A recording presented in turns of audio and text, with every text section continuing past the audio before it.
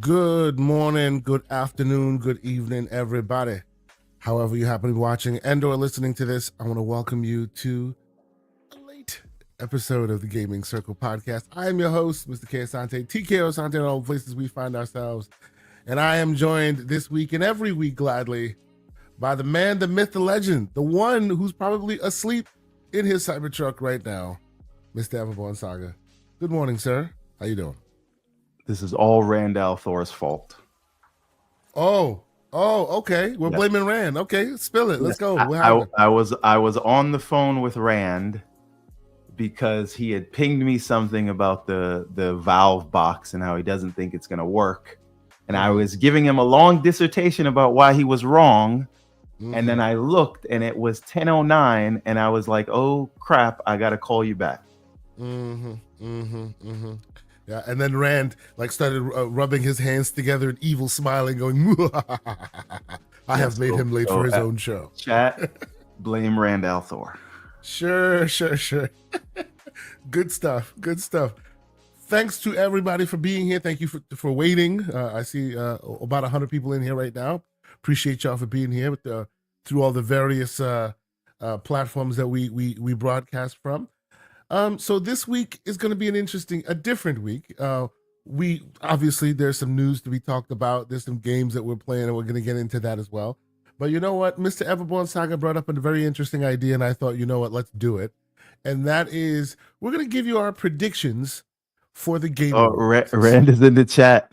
oh, there he goes. Mr. Rand al'Thor. Everborn called me. Yep, you see. There you go. So basically, you lied to the public. Thank you so much, Mr. Everborn. Didn't lie. I was on the phone with Rand. Saga. You said he called you. No, you called him. No. I don't think I said that. Anyway, that's besides the point. The point is Rand kept me on the phone, and he is wrong. And I think the console manufacturers need to be very worried about a potential Steam box that we've been talking about. You're putting the cart before the horse, sir. I am. Let's all Rand's fault. Yes. Sure it is. All right. Well, before we get started, the great Sith Lord, $2 super chat, and he's here just to start the weirdness this morning. He says, pineapple deep dish pizza time with Kay and Everborn. Now, I know you are a pineapple pizza dude, but pineapple deep dish? Like, seriously? No, he's talking that Chicago stuff again. I don't know. These Illinois. Isn't that just like a fruit salad with a cheesy crust? Anyway, I'm gonna have Chicago people coming after me. My bad. Anyway, so thank you guys so much for being here. Appreciate y'all. Hit the like button if you haven't done so already. As you can probably tell, we are actually rounding the last couple of episodes of this year. Looking quickly at my calendar, looks like we have after this episode, we probably have 2 more in the tank before we are done for the year. Before it's Christmas times and birthday times and New Year's, this and all of that. So thank y'all continuing to rock with us this whole year. We see a lot of familiar faces, a lot of familiar names. Thank you guys so much for continuing to be here with us. Mr. Everborn Saga, sir, let us start this thing from the top because we want to make this thing a concise one this week. We'll start with you. What games you've been playing? What's going on? All right, so I want to start with a platformer called Nico Dorico. It is a mascot style platformer, very sort of old school. Sounds like a bully from the Jersey Shore. Anyway, I'm sorry to continue. But basically it is the art style is very Crash Bandicoot. Okay. It has moments where it goes into sort of 2.5D. A lot of times where it's a regular 2D platformer. You jump on heads. It's wall jump, things like that. But it's a platformer through and through. It has a co-op function that I have not tried yet. It's already out on consoles. It came out maybe 2-3 weeks before on consoles, and now they just did the Steam release. So I picked that up. It's $30 if anybody wants to get it. But I see like you have it now. Like it's very very Crash Bandicoot style when it wants to be, but I then think it'll the art switch to style is 2D also a mode. bit. I think the art style can also be a bit. I see from the gameplay of what you're talking about with the Crash Bandicoot, art style can be a bit Rayman, if I'm not mistaken, I don't know or if I'd even call this a what do you Rayman. call it?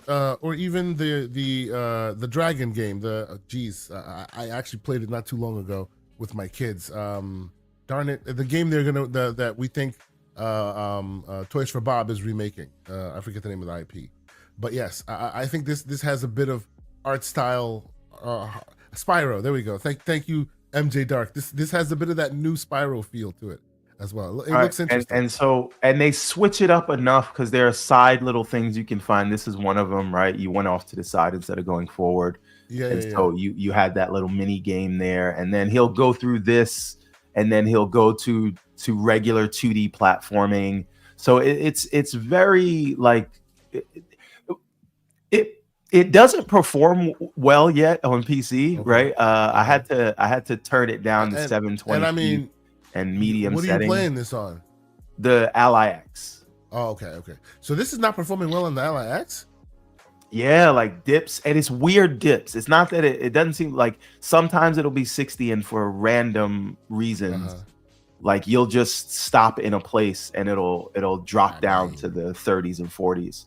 I mean, a little slander from me. I mean, looking at this game, I would expect this thing to be averaging over 100 or at least in the 75s or something. No, I, absolutely. But when I will be fair to it, when I turned it down to 720 instead of 1080, it did stay a lot closer to 60. But again, this seems just like an optimization things because this should be 120 FPS game on what the Ally can do. It does look beautiful though. It's great looking.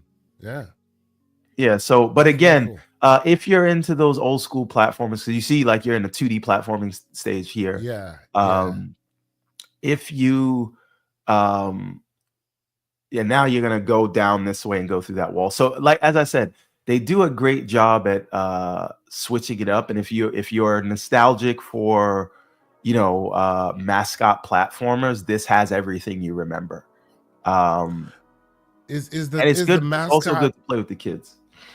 Oh, okay, cool. Like I'm always in search of a game I can play with my kids, so that's a definitely plus. Is the mascot like in the scenes where you see him or her interact? Because I'm not sure if there's a him and a her. You can him and a her. Okay. And we won't talk about that. I know there's a lot of talk about. No, I'm just saying there's a female. No. He has a female. I know. Sidekick. I know. The minute we said that, it kind of jump started my brain on that conversation going on. And here's another thing. Like it is like as you get to the later levels, like this seems like it's cookie cutter, it's easy. They do give you some obstacles that get quite difficult. So if you're into, is this protagonist or should I say mascot, I think he's a lion. Charming? Oh yeah, it looks like a lion. Is it charming? Because Bandicoot did not win this race by just being a competent gamer, a platformer. It had a certain way, right? Just like Sonic has a way. Right? So is Nico? I think that's Mr. Dorico. Is Mr. Dorico the mobster from the Jersey Shore? I don't know. Is he doing it for you?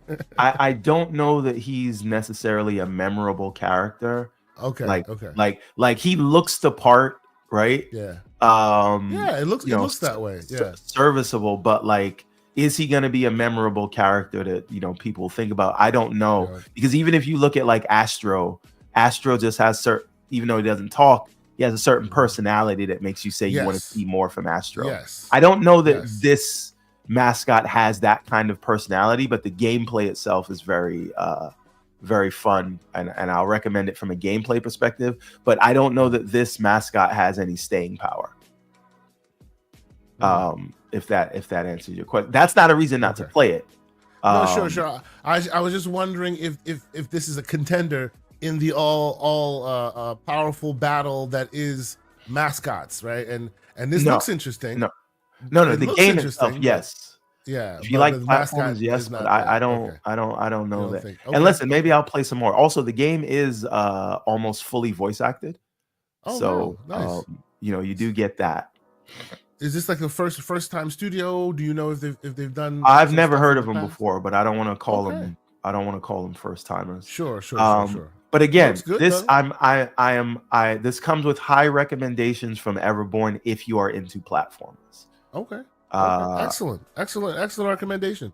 You know, I'm sure this was on sale during the autumn sale there. it absolutely was not because It it came wasn't? out after Okay. the sale was over on the 5th. Okay. And Okay. it Understood. was $30. But I think for this and the production value, $30 is a Is good worth it. ask. Cool. They're Very not doing cool. anything crazy like $40 and $50. Sure. Um, MJ Dark, $2 super chat. He says play Symphonia. It's Hollow Knight / Ori. Hey now, those are some good calls. Symphonia. you know what? Okay. Let me go because he keeps telling me about this, and I keep saying yes. I'm going to check it out. Let me check this out right now. Yep. And then of That's course, the only way I'm going to remember. the great Infinite Umbra has continued to be a member for 8 months. Thank you, sir. Just like you can, by the way, our wonderful audience, if you choose to and want to support the show as Mr. Infinite Umbra has done, you too can do so by hitting the like button. If you care to do so, that is free. And if you choose to want to be a subscriber, that also is free. That is right there on your screen. And maybe you wanna really show some support as Mr. Umbra is doing. You can go ahead and hit that member button as well. And obviously, we appreciate y'all. Thank you so much. And with the membership comes some perks. Check out the perks, including By the way, VIP Steam section calls this a inside precision platformer. Okay, I can see that. Right. I am getting platforming elements. more Hollow Knight vibes than I am Ori, but we'll look at this some more. And Mr. Umbra says that he posted a message, but it didn't pop up. My bad, sir. How about you post your message again here in the regular chat? I'll post it up. Salty AF. What's going on, brother? Please speak on it. And didn't post. And didn't post the message. No worries. Post your message right, here. I will make sure I said, sir. You that's right. Come on. It's all good. Yep. We appreciate you, bro. Thank you. So yeah, man. So okay. So you've been playing this. I tried something else. Uh-huh. Oh, okay. You tried something else. Okay. No. I was just gonna say. Before you brought this game up, I actually I received an email from the publishing studio basically saying that they think I should try to get a code for this. That they know that I like these kind of games, so if I request a code, I may get it. So I did put a request in, so I may actually get a code for this. But I may just buy it anyway because it looks really good. It looks really, really nice. I like this speaks my stuff language. like this. They did a lot with the production value. So we got a new member, Tim the Sorcerer. Tim the Sorcerer, new member. Thank you, Tim. Appreciate you being here. Thank you so much. And we have a super chat from the one and only Pixelbit G. Shout out the my great guy. Pixelbit G with a $2 super chat. He says, "Good morning to my GCP bros, best podcast. # no cap." Hey, listen. If you are in the inner circle and you are listening to this, we're gonna do something later. I'm burying the lead, but I just want to give you guys a little bit of time. I gave him a little bit of a heads up. I did. I sent a message out.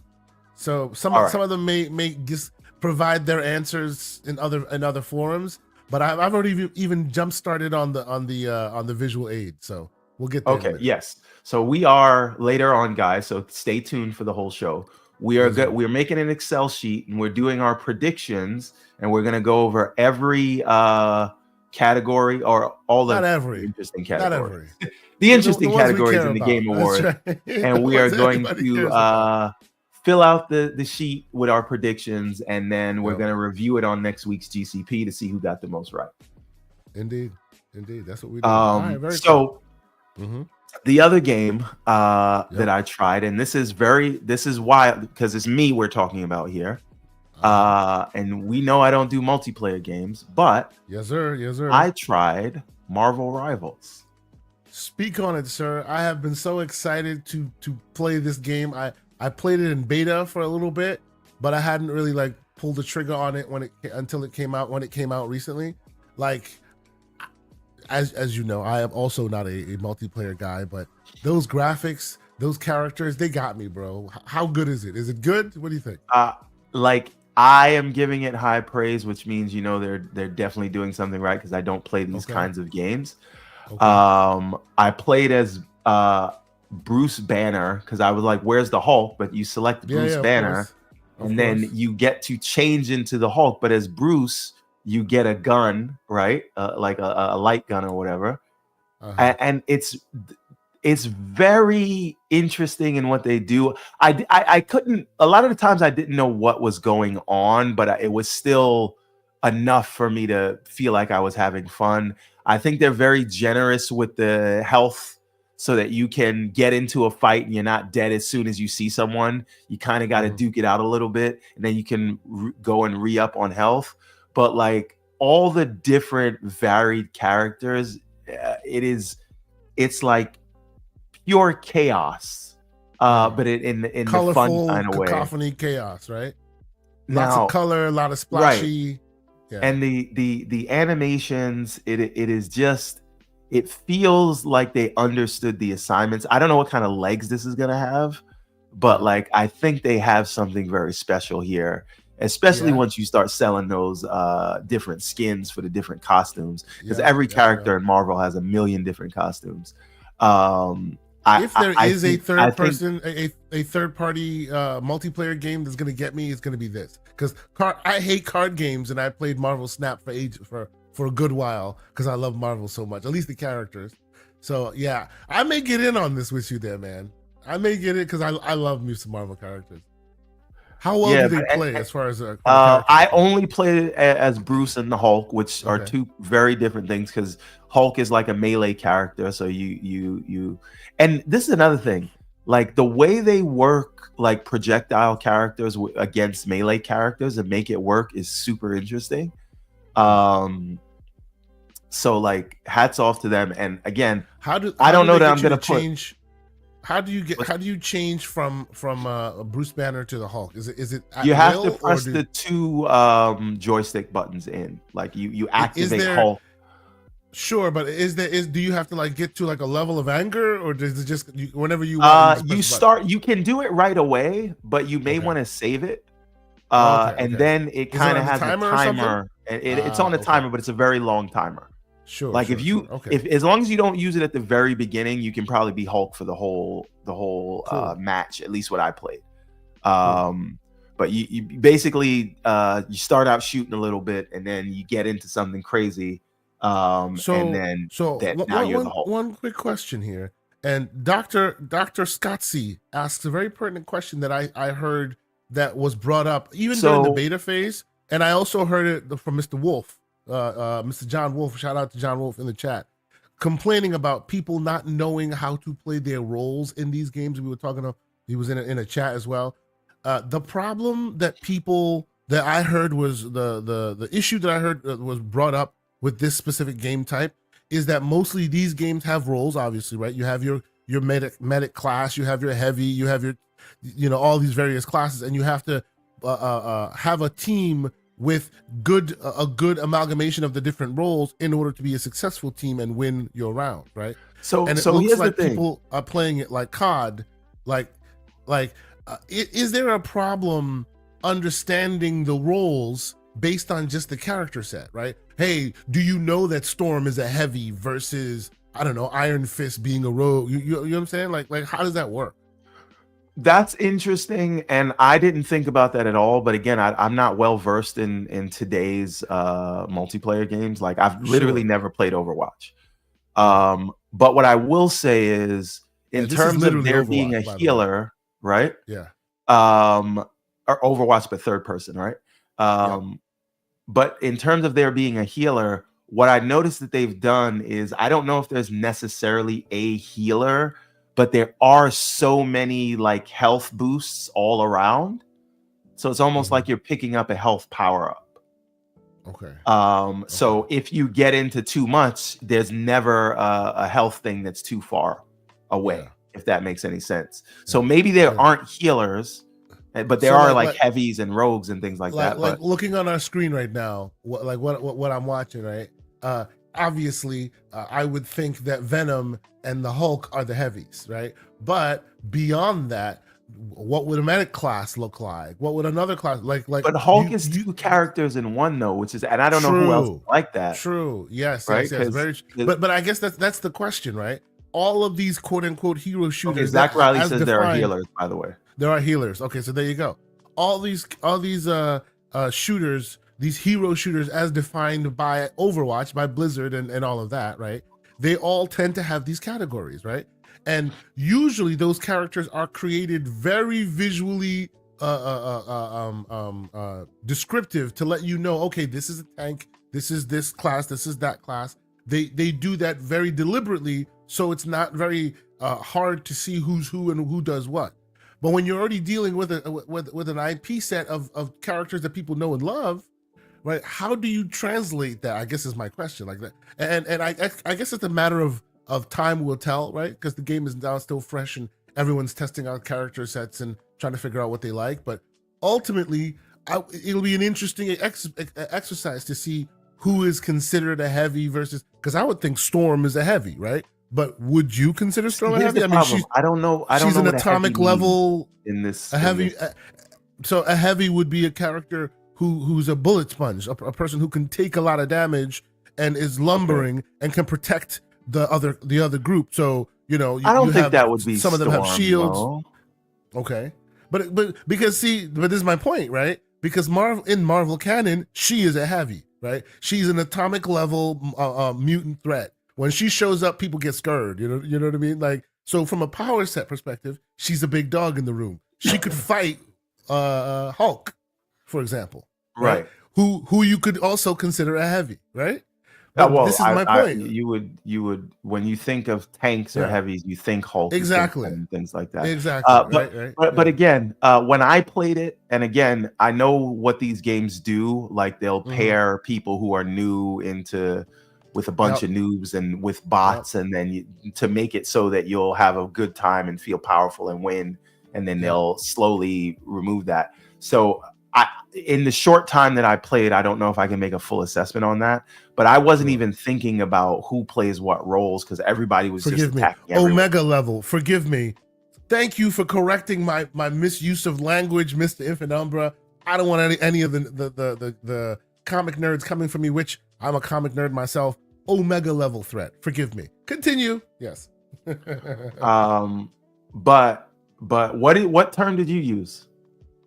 Oh, now I forget. We can go back to the tape. I'll laugh at myself later. So, but now here's one thing I do want to talk about, and this is for you, Jungle. How much of this is like the success here is on the animations and art style? Because the characters look cool. But that's the thing, right? It seems and what we're watching is a very nice multiplayer game because there's PlayStation, Xbox, and PC gamers all in one thing. Which, by the way, obviously, since the multiplayer shooter, like you can play across the board, PC, everybody in the same bed, which is pretty awesome. I think the art style is doing the heavy lifting. The art style, the animation, it's an unabashed Overwatch clone. But even right now, you had me with Black Panther. You see that? It's a wrap. Come on, man. Now, Galactic Claw. Like, come on. Now, here's the thing. We've had some recent high-profile failures. Knowing that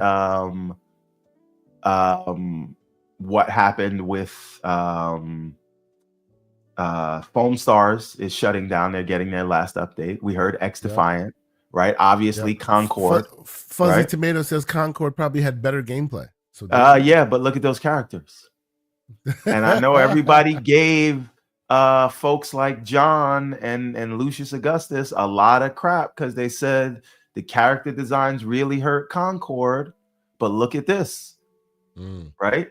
No, that's true. The art, animation, and cool looking characters. So let me say doing this. the heavy lifting. You admit it is not fair to compare Concord, an IP of nobodies that no one's ever heard of before, to Marvel, an IP set that everyone, like, it's literally like it's single-handedly is the only reason why people go to the theater anymore. Like it's an unfair comparison. You're comparing Goliath these to days, David. As Dune Well, and yeah, Oppenheimer is making more money than the recent Sure. Marvel movies. But sure. you understand what I'm saying? You're comparing Goliath to David, and it's just not. It's not the same. It's not a fair comparison. Although I do understand your point. I get what you're saying. I think it is. It's not a fair comparison because come on, even if these were ugly looking Marvel characters, people would try them just because they're Marvel characters. I don't know that that's true. Right? And John Wolfe says, how did that work out for the Avengers games? Well, no. The Avengers games had didn't have ugly characters. Nobody liked the way those characters looked. That wasn't the problem with the Avengers. They thought they were budget MCU, if you remember that correctly. Remember when they revealed that? And remember, that was the initial take. I agree with you on that. Absolutely. The initial take was, oh, these are off-brand Marvel-looking characters. You're absolutely right. But when the game came out, you got over the characters immediately. You found out that the campaign was really solid and that the multiplayer aspects of it is what brought it down.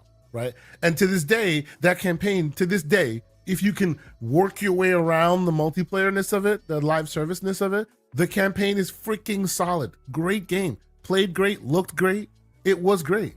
Right. It was just the multiplayer, the reason. And what I mean by the multiplayerness is the fact that you have to go around collecting parts of components of a superhero that, in real canon have no bearing on that superhero. You got to collect exoskeletons for the Hulk to make him more powerful. Come on now. That's not how that works, right? The Hulk is the Hulk. He is powerful. So those mechanics kind of let down the actual game. Had they separated the multiplayer from the campaign, that's a strong campaign. I think, I actually rolled credits on the campaign. I really, really enjoyed it. I think people will have enjoyed it. It was at the level of all the other Marvel. So A. Rodimus says, outside of Spider-Man, where has there been a truly successful Marvel game property? There have been several, sir. We could talk about Marvel Snap, right? True. That's been super successful. They've had a ton of things on mobile. There's been a lot of successful Marvel games. Anyways, true. The point is, so you like this? You're going to play more of this? Absolutely not. I just wanted to see what it was, and I had fun. But I don't do these type of games. I don't have time. Okay. I if they had some kind of a campaign, I'd play it. But you see, there you go. This is my man right here. This is why and I. But again, I loved what I played. I will just. It looks great. It looks great. It really does. Right. I wish, I love that this exists, because now I wish that any other folks that end up playing in the Marvelverse see this as a reference design and maybe borrow the art style. I need a campaign in this world. It would be really great, right? It kind of does have a little bit of that Fortnite energy, a little bit of the overcolor saturation with the colors and stuff. But hey, it works. People like it, and I actually think the art style does it pretty well. So I hope we see more in it. Even though, like you, this may not be in the long term my kind of game. So it is what it is. We shall see. Anyway, what's going on to the great Septic One? What's going on, brother? How you doing? It's good to see you. It's been a minute. Hope all is well. Now, okay, go ahead. One more thing. Gonna say? Yeah. The other game that I've been playing a lot, not a lot, right? But I'm up to like 20 hours, is Dragon Age Veilguard. And tell me your feelings with Dragon Age Veilguard. I think I'm falling out of love. Where are we now? Okay, so where are you in the story? I am about 20 hours in. I have collected all of the companions that you can get. We are trying to get the Grey Wardens to help us build an army where you for are. what is exactly where you are. I'm exactly. Have you has there been, without spoiling it, has there been a punch yet? What do you mean a punch? No, I don't think punch. There's been No, I haven't. I'm very on edge with him, but I think the next time I meet him, it's gonna go down, because he's been talking a little bit too hot every time we meet. The bald guy with the porn stash. the head of the Grey Warden. Yeah. And you recognize their voices, right? A lot of these are very famous, like actors and TV show actors, and you can even see some of their likenesses in the game. Yeah, that Grey Warden specifically is one of them. But yes, continue. Here's the problem. I love the combat in this game. I've said this every week since I started playing it. Yeah. But I am now nearly 20 hours into the game, if not more than 20. And I just don't care about any of the characters or what happens to them next. And I am not skipping through dialogue because I don't believe in that. But in an RPG, and I'm all about gameplay, yes. But in an RPG specifically, there needs to be a plot or a narrative that is keeping me going, right? I wasn't a huge fan of the moment-to-moment gameplay of Final Fantasy 16, but that narrative was super compelling, right? And I put down Metaphor, which had a super compelling narrative, to play this game. And I've been playing it, but I'm like, and I keep hearing, give it time, finish Act 1. I think I'm close to getting to the end of Act 1. But like, how many hours in did you say you were? I'm sorry, I didn't mean to cut you off. How many hours did you say you were in? Maybe 19 or 20.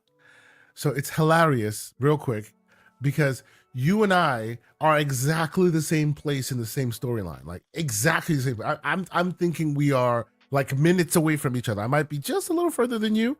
I am 39 hours and 42 minutes in. And that means I've done all the side quests and you've done none of them. Yeah, I'm beelining because I don't care. I don't care about anybody in there. Yeah. Now, but I will say quickly, I do feel exactly the same way you do. Like I've been trying to bring myself to care about the combat, not the combat. I love the combat. To care about the story. I get the story. I understand the story. I'm still keeping up with the story, but I could give a crap. Like I could care less. Maybe it's how they're doling it out, or I don't know why, but I just don't care.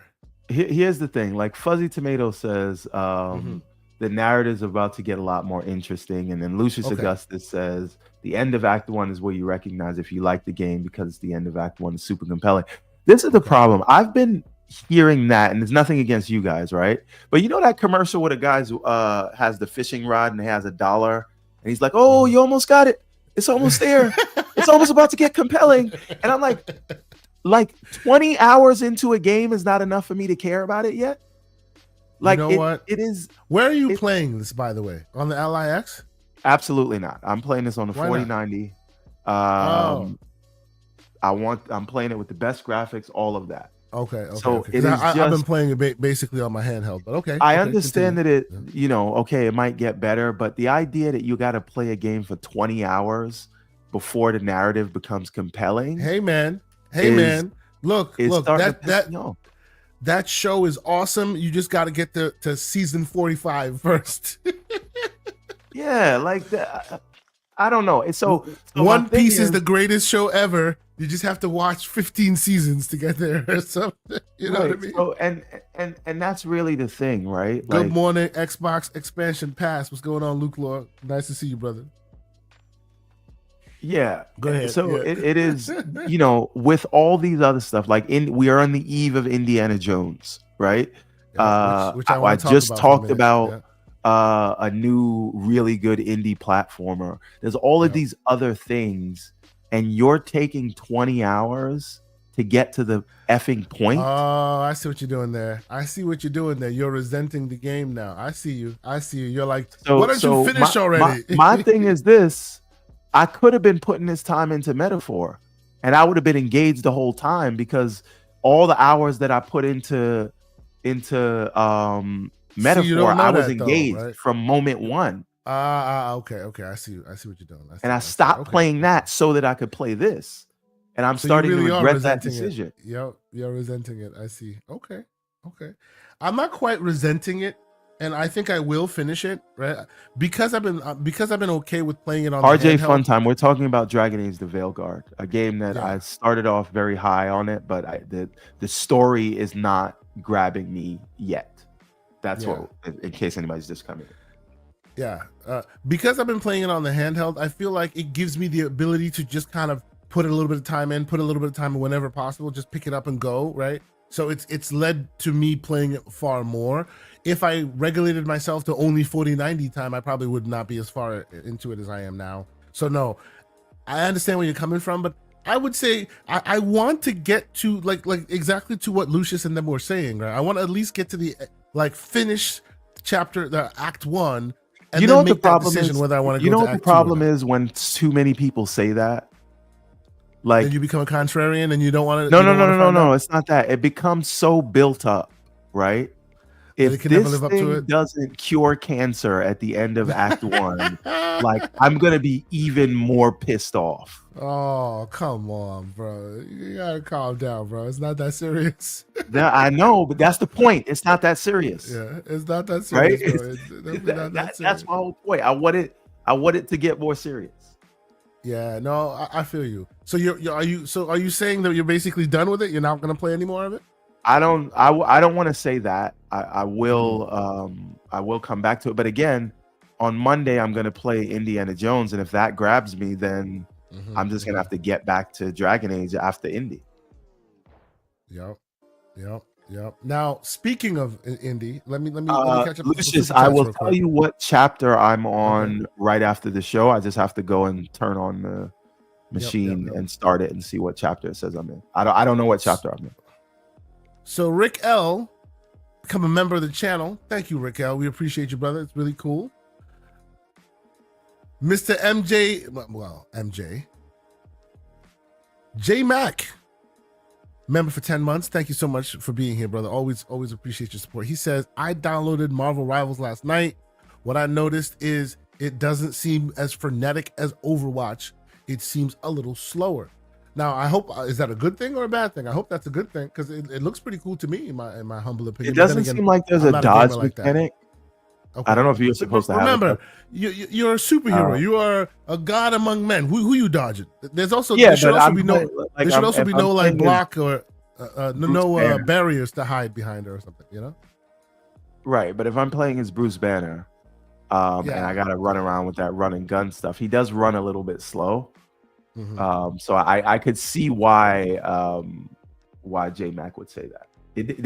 Everyone did seem to be running very slow, at least the people that were around me and Hulk. So I don't know if there's a run button. Yeah. But okay, some characters apparently have dodge, just not Bruce and the Hulk. Okay. So real quick before we'll get to some of the other topics, let me talk real quickly about just some games I've been playing. My quiet game that I play in the background whenever possible, I've been playing it for almost I'd say a year now, is Neon Abyss. Have you heard of this game, Neon Abyss? It sounds familiar. It sounds familiar. It's an older game. It's been out for a while, and I think it's been on Game Pass even for some time as well. Came and went, but I bought it on Steam many. Well, how many? I'd say I think it came out in 2020, so many years now, and it's this charming 2D style dungeon crawler kind of game, and like it lends itself very well to like a Steam Deck, like any handheld where you want to just sip TDP for a while, play some games. So I've been playing that for some time. Like I have some footage on the screen right now. It is quite fun. Like if you ever catch this on a Steam sale, or you find some vendor that's selling it for cheap, you definitely should get it. It's really fun. Like it's mindless, but it's also intelligent, very clever. It's one of those kind of games where they just throw weirder and weirder style guns at you, and the power-ups are just crazier and crazier. You start off like a cool little 2D character, as you see on my screen here, and as you get your power-ups, they put glasses on you, they put a horn on your horns on your head, you have bullets that bounce off walls, and you're incubating little eggs that turn themselves into beings that also augment your capabilities as you're going into dungeons, more dungeons and more. It is quite fun. Like I really find this game very much a podcast friendly kind of game, right?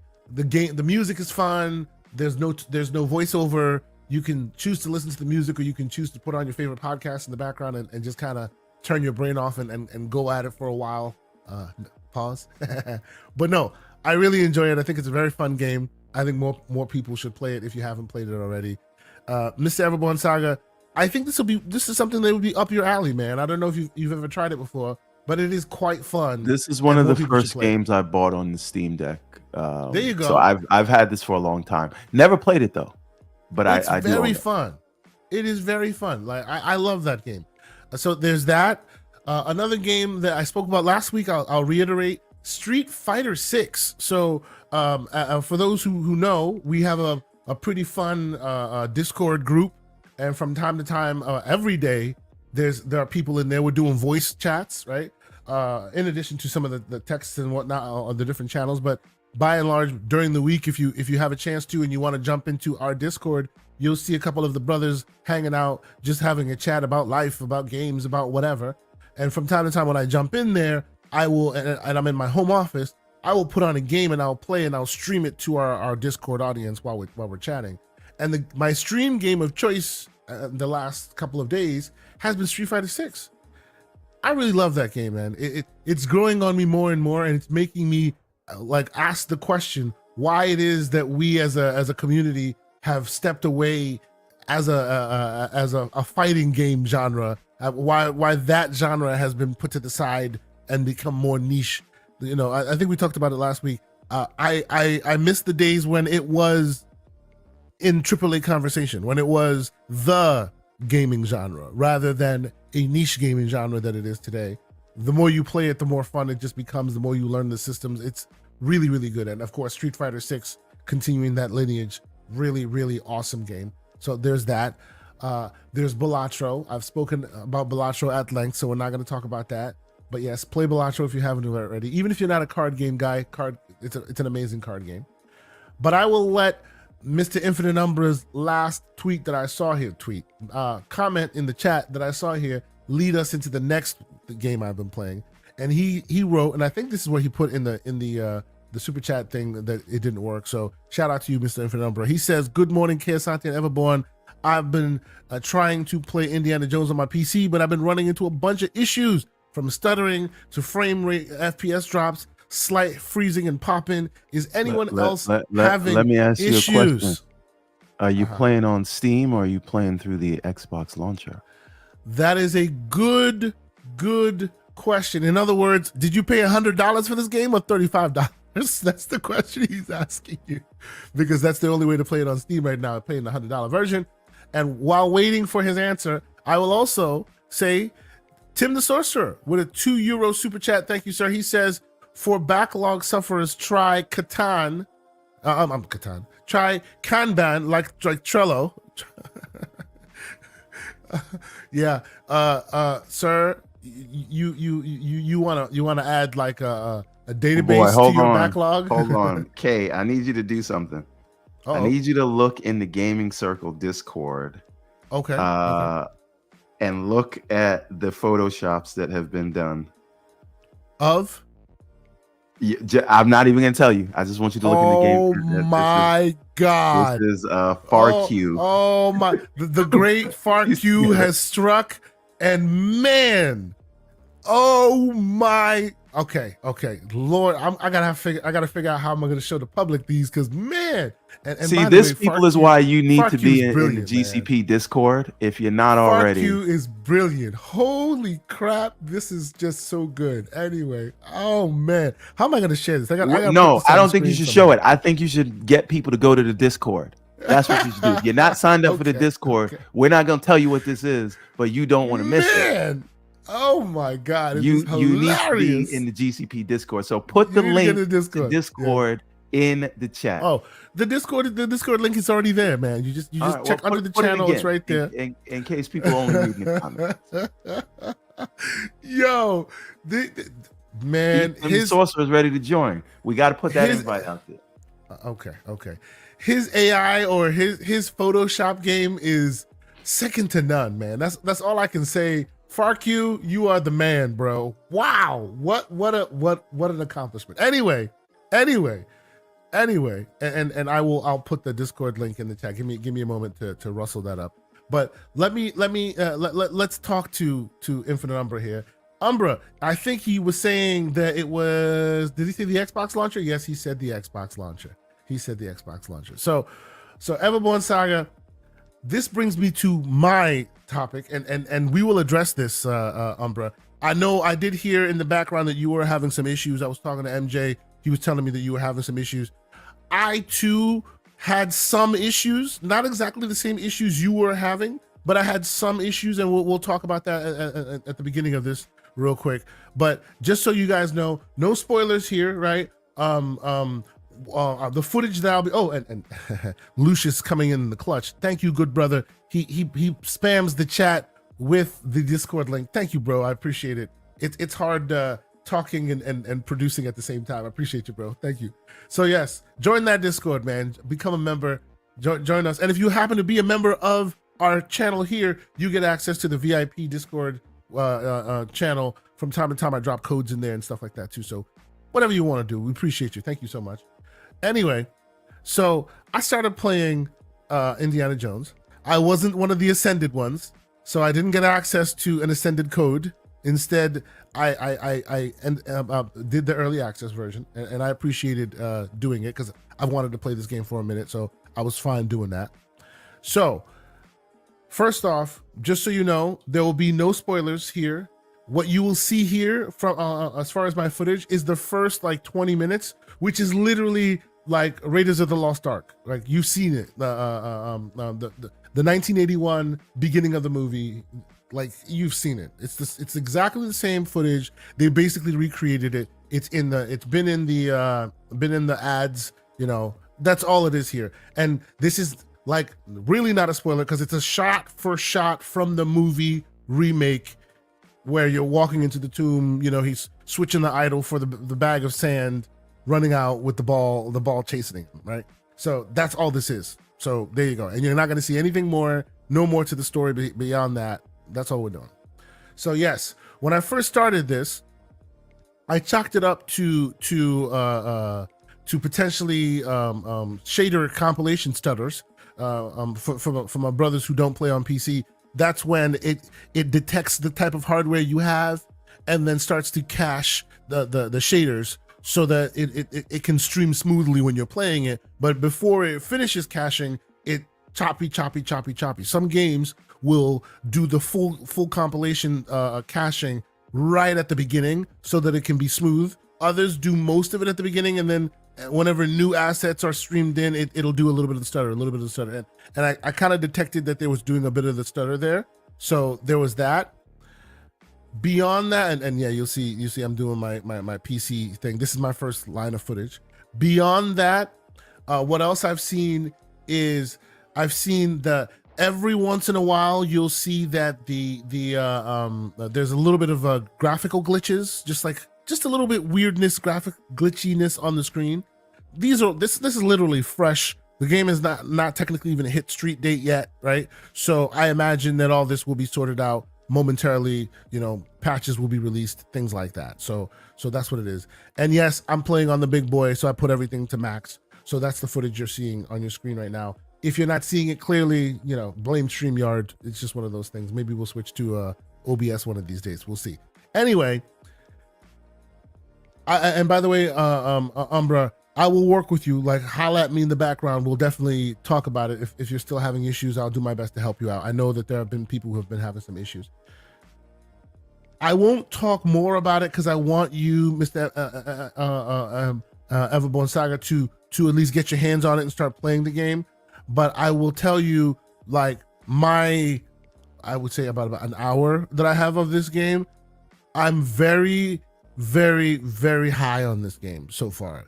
You know, it could fall off a cliff, right? It could fall off a cliff, but right now, and since we were talking about Mr. Infinite Umbra, I'll bring up the engine is insane, like insane how optimized and well it's running. Okay, you can't see it on the screen right now if you really zoom in the top left-hand corner, because I was a benchmark at testing as well as playing. Well, not benchmark testing, but I was basically like monitoring the average frames. I'm about 185 frames per second on my PC playing this game. Everything maxed out, right? Yes, I did use frame gen, and I didn't use frame gen, but I did use DLSS upscaler, right? And I'm sure if I turned DLSS upscaler off, it would probably be average 80, 85, 90, somewhere like that.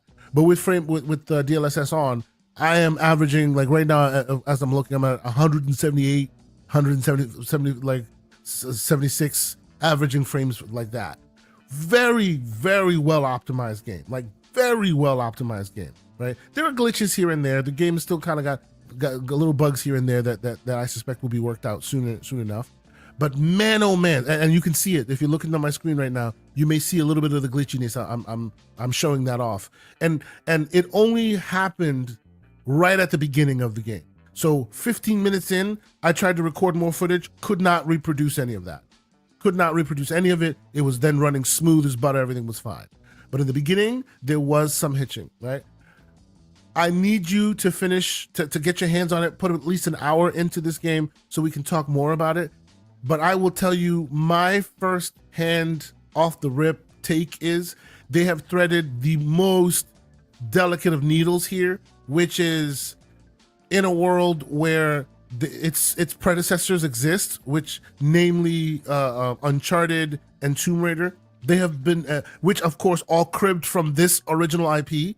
They have been able to establish their own ground. They have been able to carve a niche out for themselves that nobody thought they could, because Uncharted and the likes of Tomb Raider exist. Right now I've heard some takes about and the reviews have come out, and we'll talk about the reviews in a bit. I've heard some takes about how people are criticizing some of the gameplay elements and whatnot, but I think, and we'll talk more about that when you've had a chance to play it. I think that their criticism is more to do with the fact that we live in a post Uncharted and Tomb Raider world where you have this wonderful, likable character who has his awesome crew of guys, and they're talking and they're having drinks and they're having beers and they're chilling and hanging out, and then 5 minutes later they turn into murder machines, just like killing everyone in sight, right? Or you're this wonderful eyes wide open girl with all her future ahead of her, getting into her power, being very, very self-conscious, and then 2 minutes later she's climbing out of the mud, all Rambo style, stabbing dudes in the neck with a knife, right? Like the ludonarrative dissidents in those games, while they have existed for so long, have trained our consumer base to expect that, right? And I'm thinking this game counteracts that in many ways, and those who are expecting that kind of game may find themselves, I wouldn't say disappointed, but surprised at how the gameplay elements work here, right? I know you haven't played it, Mr. Everborn Snagger, so I guess I'll ask the question, when do you think we can have this conversation? Can we have this conversation with 2 episodes left before we're done for this year? Can we have this conversation this year? Okay. This year. I do plan on playing it next week. I'm going to try the Game Pass version. Okay, you should. There's one hiccup, I swear to God. Oh, calm down. And by the way, Alfred Molina, I wonder if he was contacted and told that he'd be in this game. Because it's just awesome. The first thing I saw, I was like, I just want to know whether he got paid. Yeah, me too. That'd be just Doc Ock, you know, like contacted. Did he get, because they could contact you and say, hey, we're doing this. I want to know if he got the RDJ. You use my digital likeness. You got to pay up. You got to pay up. Like, yeah. I don't know about that. Right? Because when he was part of this franchise, this was 1981. I don't think that contract was so well written during those days. But we shall see. So yes, I've been playing this. I have been really enjoying my time with it. Like I really have, and I'm very reluctant to spill any beans or to even talk about any of the gameplay elements, because even any of that, I think all of that is worth experiencing for yourself firsthand. I would say Don't let people tell you how this game is. Figure it out for yourself, right? I would tell you to do that. It's what I wanted. It's what I expected them to do, and they've succeeded so far. So far. You mean right? you didn't want an Uncharted clone? I was dreading an Uncharted clone. You didn't want a third person cover based heavy the thing, on right? cinematics and oh my god, QTEs? FarQ That's not what you were looking for? FarQ, now you're using your powers for evil, sir. That's some BS what you just did right now. Oh my god. Oh no. Oh, okay, we need to move on. FarQ, I'm gonna turn the Discord off because otherwise you're just gonna ruin the show for me this time. Damn, what are we doing? No, see, it's not. People, you need to be in the Discord. Oh Lord, this is too much, sir. You need to stop that. Anyway, but yes, I will. As y'all see, like this is literally just the movie. Like you see, and you see the glitches. I don't know if you're seeing the glitches on your side, but there's small little graphical glitches on the screen from time to time. But yes, more people should play it. The next time we have this conversation. You know, when you watch a movie and they'd have the frame splices. Yes. Yes, and what you will find, and I've seen IGN has done like a frame for frame like comparison. The color accuracy that they like, you can tell that the team sat down and went, you know what, we're going to recreate this beginning as a way of getting into this game. And man, oh man, did they do a painstakingly good job. Like from the colors to the moment to moment to the conversation, like it is spot on, like spot. It just crazy to the point where after playing this, I actually went and watched this scene again. I have this in my collection, and man, the color reproduction, it is so accurate. And obviously, this even looks better than the movie did, right? But it's like if they had next generation cameras when they were filming this movie, this is what it would look like. And it looks like it's the real freaking film. It's nuts how well they've recreated. You don't feel like it steps into a little bit of the uncanny valley? Like slightly, like just a toe in the waters. But it's so good that I'll allow it. Like it's just so good. It really is. It's freaking amazing. Like very, very well done. It's insane. And another point to the graphic engine, like not like consistently every time, but from time to time when you're watching cutscenes or even in game, because every in-game cutscene is an actual in-game like rendering. It's not a cutscene like a pre-rendered footage. They're all like live in the game. And from time to time when you're watching a cutscene, it's like knocking on the door of Hellblade 2. Like how well realized visually he is. It's just insane how well realized it is. It's phenomenal. Like graphically, wow. Like the attention to detail in the costuming and the environmental details they provide and the storytelling. It is something else, right? You guys have heard me talk about 4-quadrant games, right? We talk about 4-quadrant movies that have something that everyone can enjoy, right? And in the game parlance, I usually use a reference point, something like God of War or Spider-Man as a reference point to say that is a 4-quadrant game. I think this is the closest to a 4-quadrant game that Microsoft has ever produced, right? Anyone, like early in, my thoughts could completely change the next time we talk about this, but early in, I believe this game should have been released in the summertime when everyone could give it the attention. If you really care about the Game Awards, and we're going to talk about the Game Awards today, like it's a travesty that this did not get its chance to fight in those waters, because I think it would have had a very good. It'd and be whose very fault good. is that? That's not what I'm here to talk about. I'm just here talking about the game.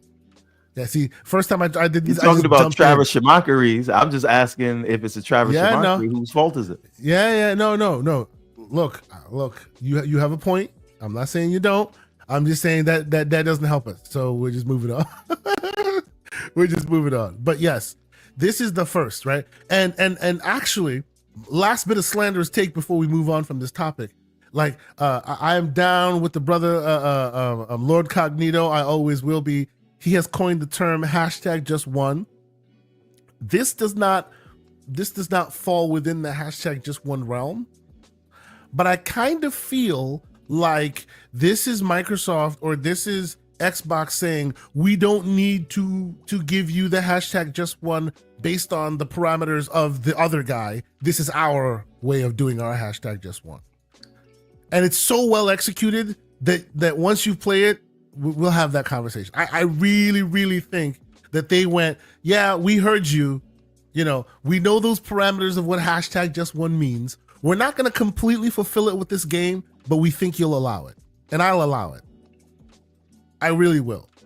I think this is like so well executed. Anyway, let us move forward. I don't want this to be a one-sided conversation where I'm sitting here just throwing gobs and gods of praise at this game.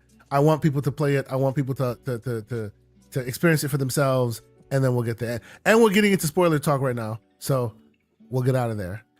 But yes, thank you all so much for being here. Once again, hit the like button if you haven't done so already. Consider subscribing if you haven't done so. We were hoping to hit 3K by the end of this year. Doesn't look like we'll get there, but we still appreciate your support anyway. You know, maybe there's some Christmas miracles. By the way, Christmas is my birthday, so if you want to give me a Christmas present, hit that like December 16th for me. You want to do something for my birthday? Go to everbornsaga.com. Get some of those comics. There you go. Just saying. Yeah. Yep. In 2 Mondays from now. So remember that, people. Like, if you have FARQ, if you have a choice a choice Photoshop, save it for December 16th on a Monday. Anyway, so all right. I think we've talked about games enough. I do want to talk. You and I are going to do I want us to do like you suggested. I want us to do a conversation where we really discuss who we think will be the winners and losers at the Game Awards. When we get there, I think we'll also ask our audience and our community to weigh in as well. But before we get there, I don't want to bury the lead anymore. I think we should have this conversation right from jump, and that is what we think is happening in the world of PC/console vis-a-vis Valve and what I thought you were going to say potentially bringing. But we won't. I won't trigger you so early. Oh, you little son of a you know what. Anyway, so what am I talking about? I'm talking about the fact that rumors and speculation are swirling. Rumors abound that Valve is now cracking the nut, as it were, on their plans to basically like eat into all of the gaming avenues, right? They have been peripherally like related to VR for a while. They're working on a new VR headset, right? You would say they kickstarted the handheld craze in the PC parlance in the zeitgeist, even though Nintendo had been there for a minute and a half, and we had some other creators there too. But these guys really put it into the zeitgeist and made it trending. They're working on there's rumors of their new headset that they've already started talking about. I'm a proud owner of a Valve controller, which a Steam controller, which didn't work out so well. I have 2 of them. I'm looking at one of them right now. There's rumors that they're working on that as well. And now we're also catching wind on rumor and speculation of another kind that you and I have been talking about would be their game changer all this time. And that is them having overtures towards opening the door towards a set-top box under your TV, right? And why do we say this? I'll just put this on the screen. This has been found through a leak recently, through a document. It wasn't a leak. They basically put it out on their site, like unceremoniously, just quietly, just put it out on their site. And if you start reading what these things mean, it's really, really descriptive as to what the future holds for them. And Mr. Everborn Saga, you know, I know you and I have both been really, really talking about this at length for some years now, and it's now looking like it's coming more to fruition in the short term very, very soon. I think 2025, early 2025, we're going to see all this stuff start coming down the pipe. What is your initial take of this, sir, with all the rumors coming out? So how do you see this going? Yeah. We had a long discussion about this in the Discord, and you and I have just been talking about this forever. And it's funny now, all the articles are coming out. Right? It's like they've been watching GCP for a while, and now they're just taking our talking points. But I mean, whether they were watching us or not, let's just say we were ahead of the curve. Now, that being said, there's so many things happening in the market now. And yes, there's rumors that are pointing to them releasing a set-top box for under the TV, but I think it's more than that, right? The big thing here is the proliferation of a Valve-supported Steam OS, and what makes that important is that there are many people who are like hardcore gamers. They're console gamers. These are people that will spend $700 on a PS5 Pro, for Pete's sake. They've got the money, but they don't go to PC because they have certain misconceptions about. I thought you said about to say use. They got the money, but they didn't got the sense. But I'm sorry. Continue. So they've got misconceptions about what it is to game on PC, and a lot of that has to do. Some of it is money, right? But I think a lot of it has to do with what their perception of the user experience is, right? And some people just don't. They're associating it with gaming at a desk. They're associating it with mouse and keyboard. They're associating it with driver updates, as though their consoles don't constantly have updates, right? So hey, look at you. Listen. They're associating it. Shout out to Lucius Augustus. They're associating it with Windows. Yep. And that user experience, right? Yep, true. And a lot of people don't want that. And anyone who has tried a Steam Deck will tell you that is a console in sheep's clothing, or a PC in sheep's clothing, I should say, right? But the OS lends itself to that. It's a PC and console clothing. Right. And again, for those that want to do more, they can.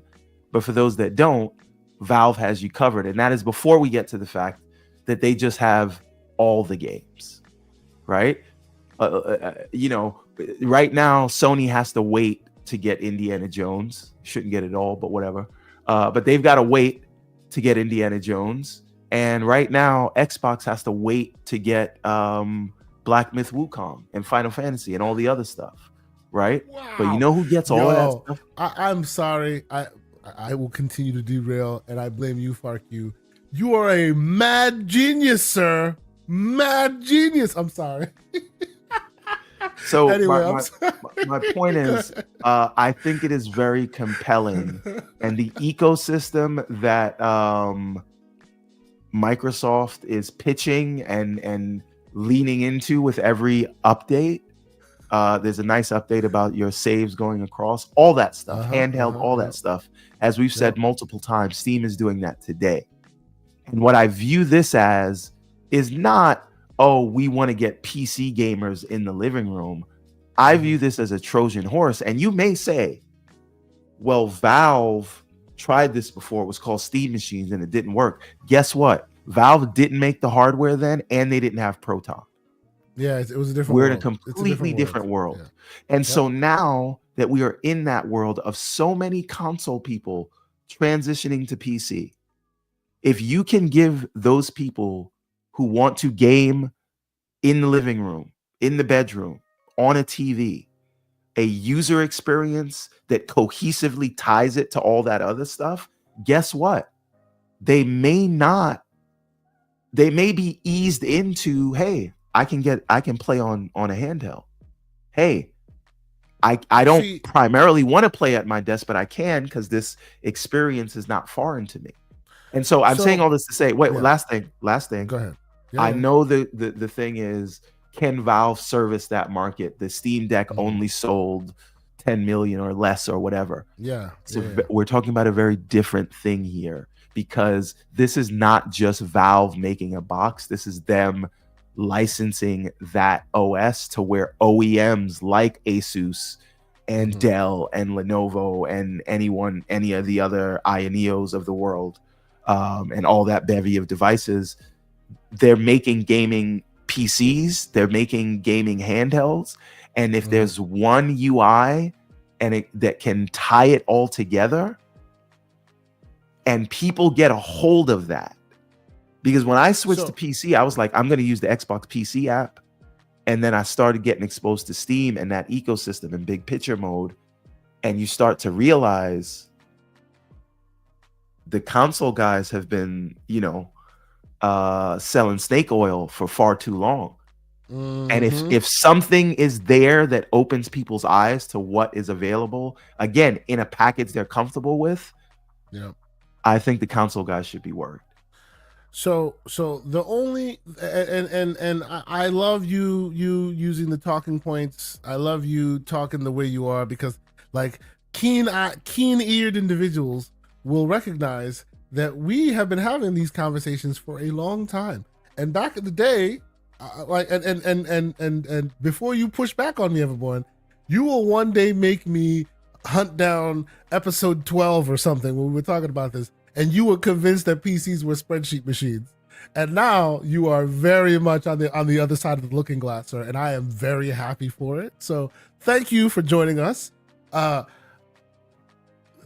only pushback I see in this world, right, and I agree wholeheartedly with all that you're saying, the only place that will always have, at least currently, space on Windows, right?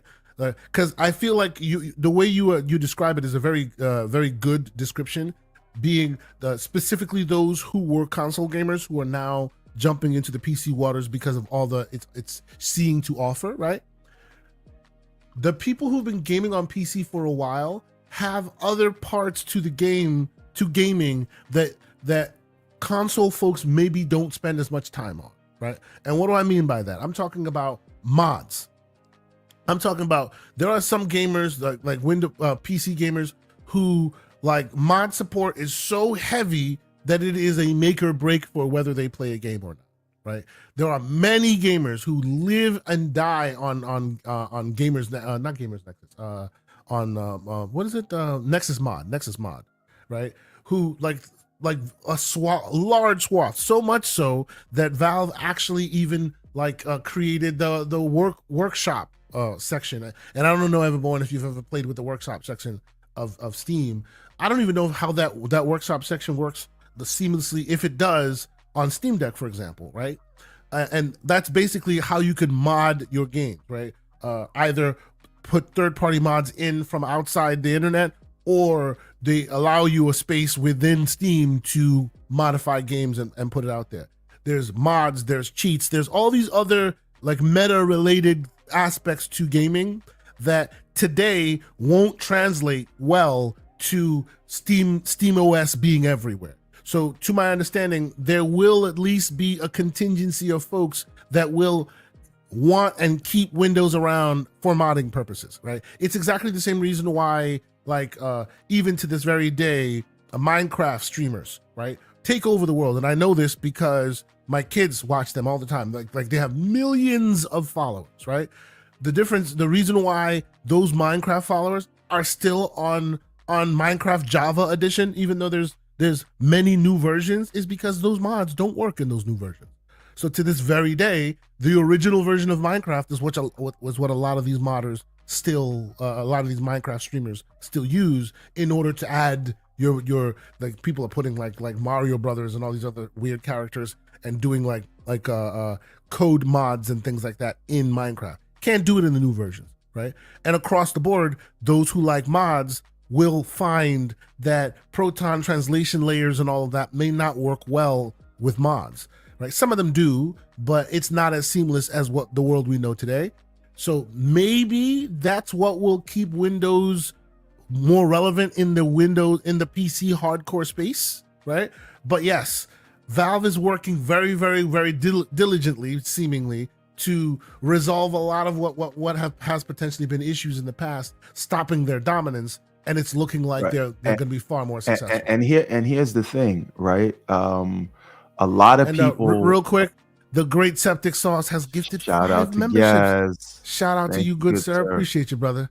So the other thing, the other piece of it is, you know, some people will say you're not going to get console people to walk away from their libraries, but like, Yeah. just speaking in this experience, and you know, shout out to Doc Dark because he's experienced the same thing, and shout out to John Wolf, right? Yeah, I have a huge Xbox library, maybe over 500 games, right? Yeah. But in these 8 months that I've been in this PC space, I'm up to 120 games on Steam.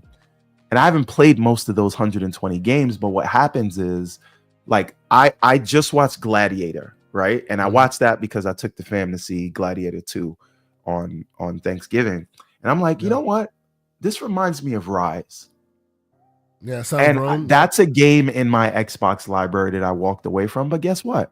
I can go pick that up for $3, right? If there's an old game in your library that you're worried about walking away from, 9 times out of 10, if it's that old, you can pick it up, right? And so I don't think the walking away from the library is as big of a hurdle as some people make it out to be. Like, if you're gonna buy your whole library on day one, yes. But if you go back to your old library as needed, you're gonna be paying pennies to replace a game that you had in a different ecosystem. And so, you know, I don't think of this as a way to get PC gamers in the living room. It'll be an option for them. But I do think of it as a gateway drug to the console diehards that are tired of having to wait to see whether you get a pro variant or whether the game will support 60 FPS or waiting or choosing a platform and then just having to see what game is going to come when, right? I think it's a compelling offering. What you're doing right now is you are poo-pooing all the things that make a console a console. That's what you're doing right there. And you're doing it, well, the bad parts, right, the concessions that you make in order for it to be a console, right? Yes. Right. But in order to take that away, I think Valve have found the right balance with Steam OS. Sure. Now, the question will be, what will it look like in your living room, right? Because not everybody will do what you did, right? Even if there's an official ISO and not Bazite, not everybody will go and roll an official and put it on a mini PC or put it. Some people may put it on their own desktops or whatever. That's fine.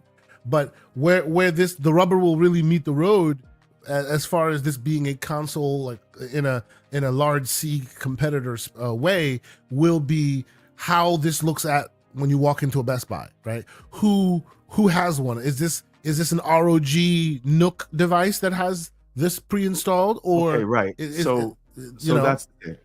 Yeah.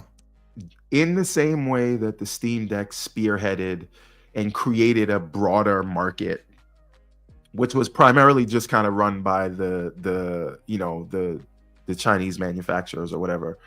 Again, the Ioneos and the others of the world. I think the Steam Deck made a viable market for the other PC manufacturers to jump in the space.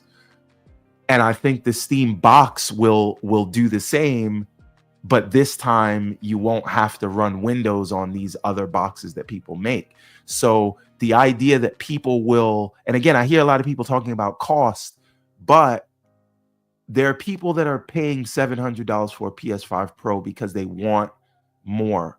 So if you could offer oink, someone, oink, ladies and gentlemen, oink oink. If you could offer someone, for those who know, a console sort of user experience and allow them to get as much hardware as they could afford, I think that speaks to a certain audience. And once you've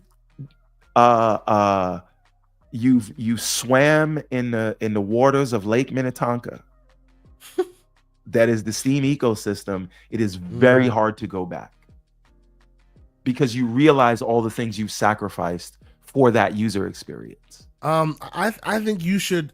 I consider this man one of your acolytes. I think you should read his super chat.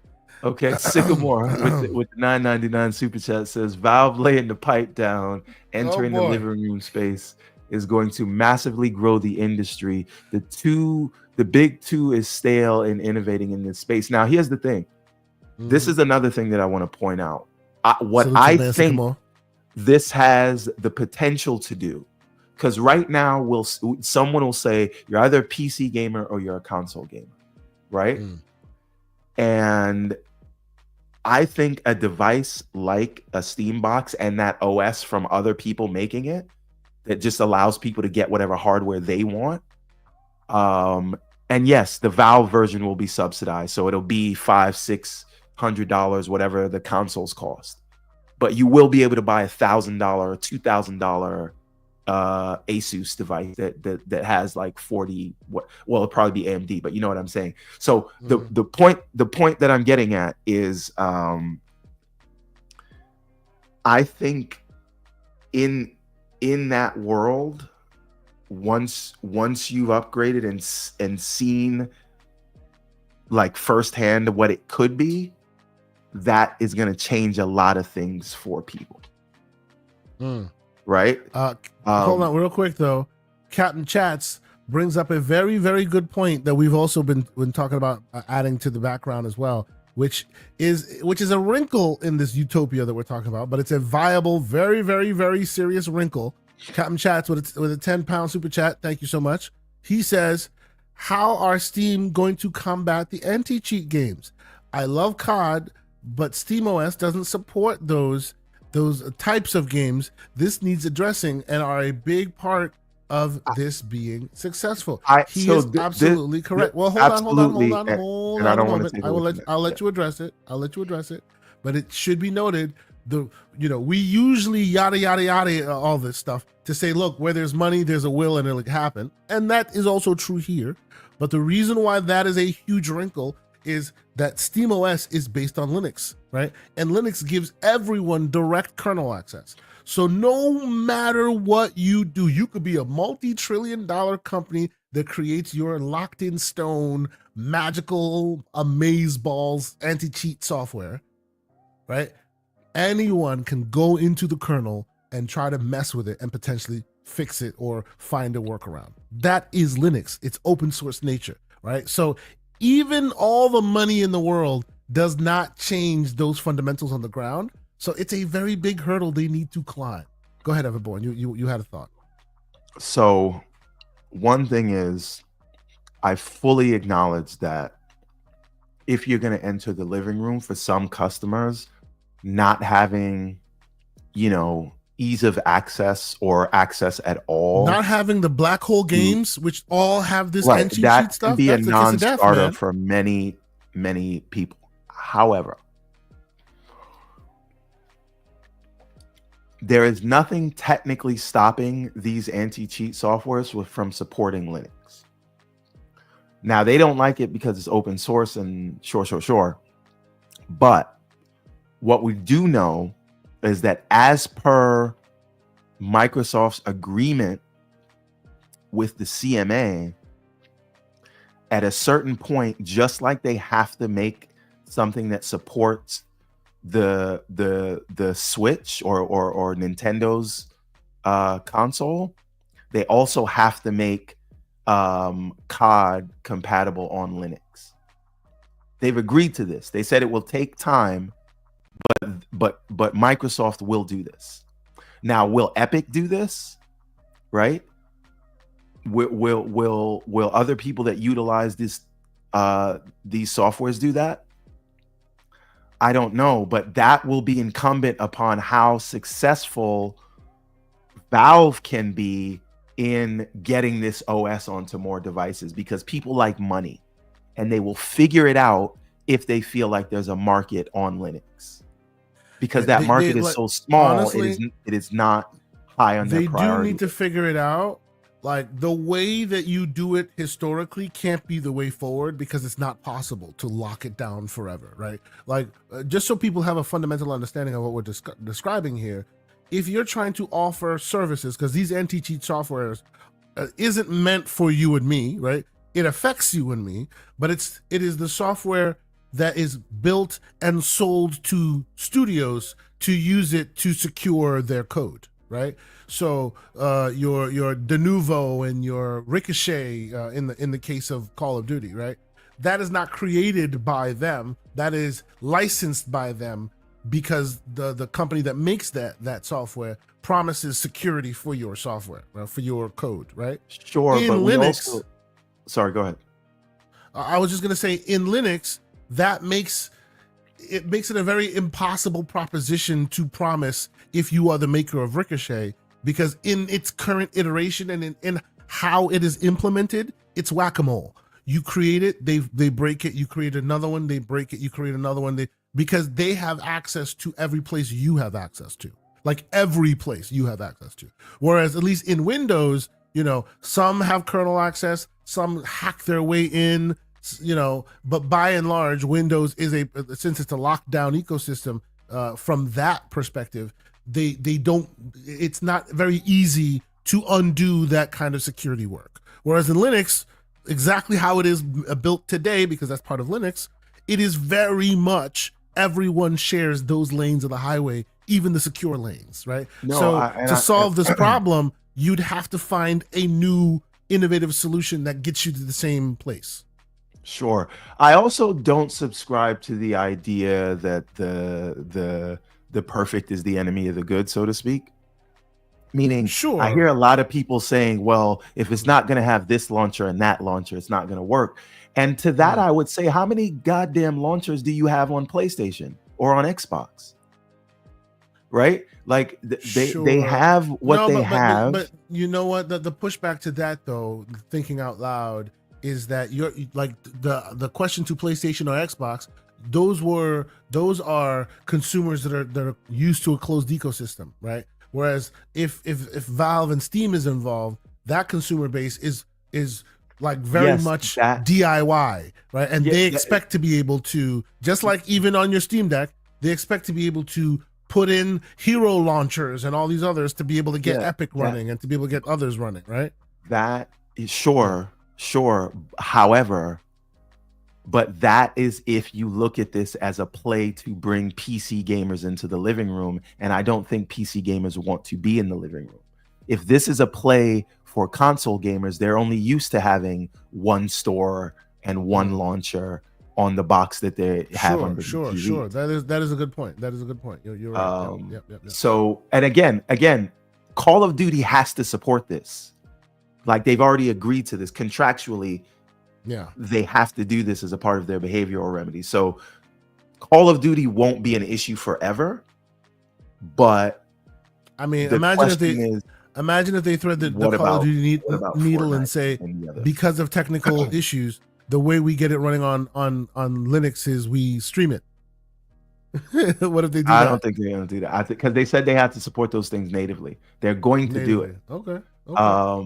So Lucius in the chat says if you don't have Fortnite, it's a non-starter. So for some gamers, that's not for everyone. I understand how huge Fortnite is, but that is not the case for everyone. And again, I just think if you have a device that opens people's eyes up to a hardware agnostic ecosystem, the usual players will not be able to get away with the things that they've been getting away with. Right? Yeah. So that is no, COD is on Steam, but COD is not natively playable on Linux, and they promise to support other operating systems, and Linux was specifically called out. And once COD natively supports Linux, then it'll be able to run on a Steam device or whatever. Floodzilla, $5 super chat. He says EAC and BattlEye both have Linux support, which these are specifically Linux variants of anti-cheat software, but it's the devs that remove multiplayer support via Proton.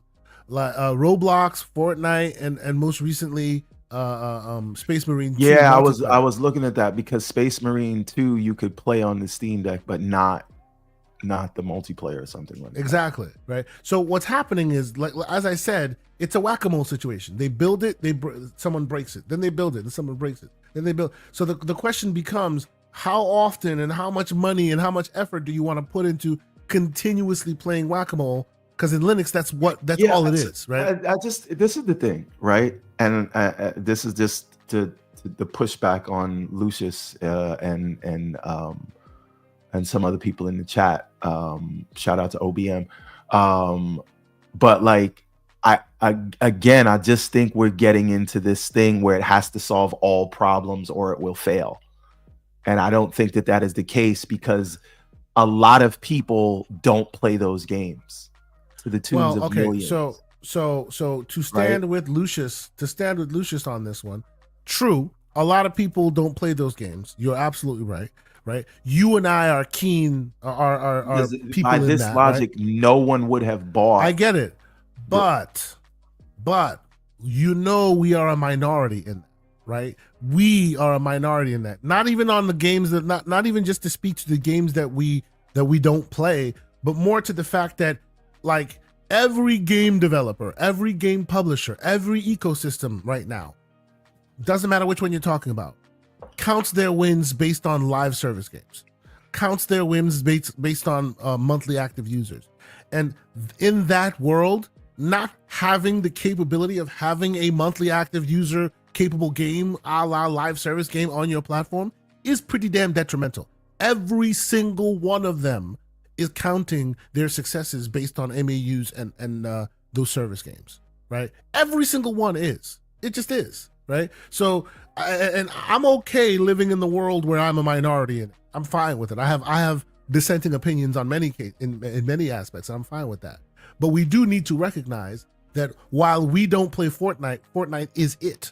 While we don't play Call of Duty, but Fortnite is not all of gaming, and this is what I feel like. The mistake you're making here, where I think I see where Lucius and the rest of them are coming from, is it's not just Fortnite. It's Fortnite. It's Apex. It's there are a myriad of games that control the gaming sphere from a monthly active user perspective, right? It's multiple games that are all themselves have that component that's critical, and none of them will work in this exact paradigm currently via Proton, right? So it's not just COD. It's not just Fortnite. It's not just Apex. It's not just Valorant. It's not, you know what I mean? We can keep going. There are many of them, and none of them will work with this thing currently. So when you put the live service genre as a whole together, that is pretty substantial. It's not one game. It's the fact that that whole genre can't be represented on this box today, right? It is a valid, accurate problem, a hurdle that needs to be solved, because not only is it just a genre, it is the genre du jour that all of these money makers are putting all their stock in today to continue making the money. So if your hardware doesn't support it from a software perspective, that's pretty detrimental, right? I think that's where they're coming from with it. It's not just one game, it's the amalgamation of all of those games not being able to be played on these types of hardware. So I would only argue that there are many games that the Switch cannot play, right? But what it does offer in terms of their first party offerings make it still a compelling device that people will buy despite not being able to play Call of Duty and some of I know it has Fortnite. Absolutely right. But there are others you're absolutely that it doesn't have. Right. Yeah, and so what I am saying, because the Switch has a different audience that it's pointing to. So which I guess what you're saying is this device would find an audience, a Venn diagram of an audience that does like what the device offers, but they can take or leave multiplayer. Right. And I don't like, it might not be it's going to sell 100 million. I don't think that that's what their goal is. Right. But I do think it is a compelling, like there are still millions of people that are the graybeards and some of the newer people that like the Steam Deck is attractive to. they can section out, I think, a more than niche piece of the living room market for the people that say this is a box that will play all the non-Fortnite games, right? Okay. And it will eventually play. Probably by the time this comes out, it probably will be able to play COD natively. And so, and again, the whole point is opening people's minds to a hardware agnostic the possibilities ecosystem that doesn't have the same sort of idiosyncrasies that you have to deal with on the Xbox side, right? Because they have to deal with the fact that they have a console and those games are in fact different and live in a different store with different user experience than the PC variants, and they don't all translate. You buy some and some are play anywhere and some are not, and one by one they will add shared saves to other things. These are just things that you don't think about. Paris Lily jumps in the chat and says, late to the party, but SteamOS is what Xbox is going to do well. Do as well. Right. Yes. But so my question to Paris on that, and I 100% agree with that. I just think that like, will we be in a situation where Valve gets there first and they have a more smooth experience to that, because Xbox has to manage the fact that they have console binaries and a PC store, and those things are not the same. Right. And while Paris wants to come on, give him the link. I want to hear what he has to say. I get you. But while Xbox is smoothing that experience out, if Valve is right there where you buy one thing one time and it just works across the thing and you don't have to think about it, and 90% of games come there, I worry that you think by the time Microsoft gets to the starting gate, Valve would have already taken a couple laps, and then the conversation will be, look how smooth the experience is in Valve's situation is versus how smooth it is in Xbox's. And for the same reason that I find myself buying all this stuff on Steam instead of Xbox, I wonder if that will happen with other people. And just like that, ladies and gentlemen, he's here to retort. And I don't want to hear nothing about Sonic, Paris. This is about Steam and Xbox. Hey, look. If people mad at me about Welcome, Indiana sir. Jones, I got nothing to say about Sonic. All right, good. And by the way, your take on Indiana Jones is wrong. At least my take so far. I disagree with you, but continue. Can I say one thing on that? And I definitely want to jump into this. Sure. I think people see a number and they're not actually listening to what was said. So real quick, I'm not taking it at the number. The reason why I disagree with you, I understand what you guys were talking about. I watched the episode. It was a great episode, as you guys usually do.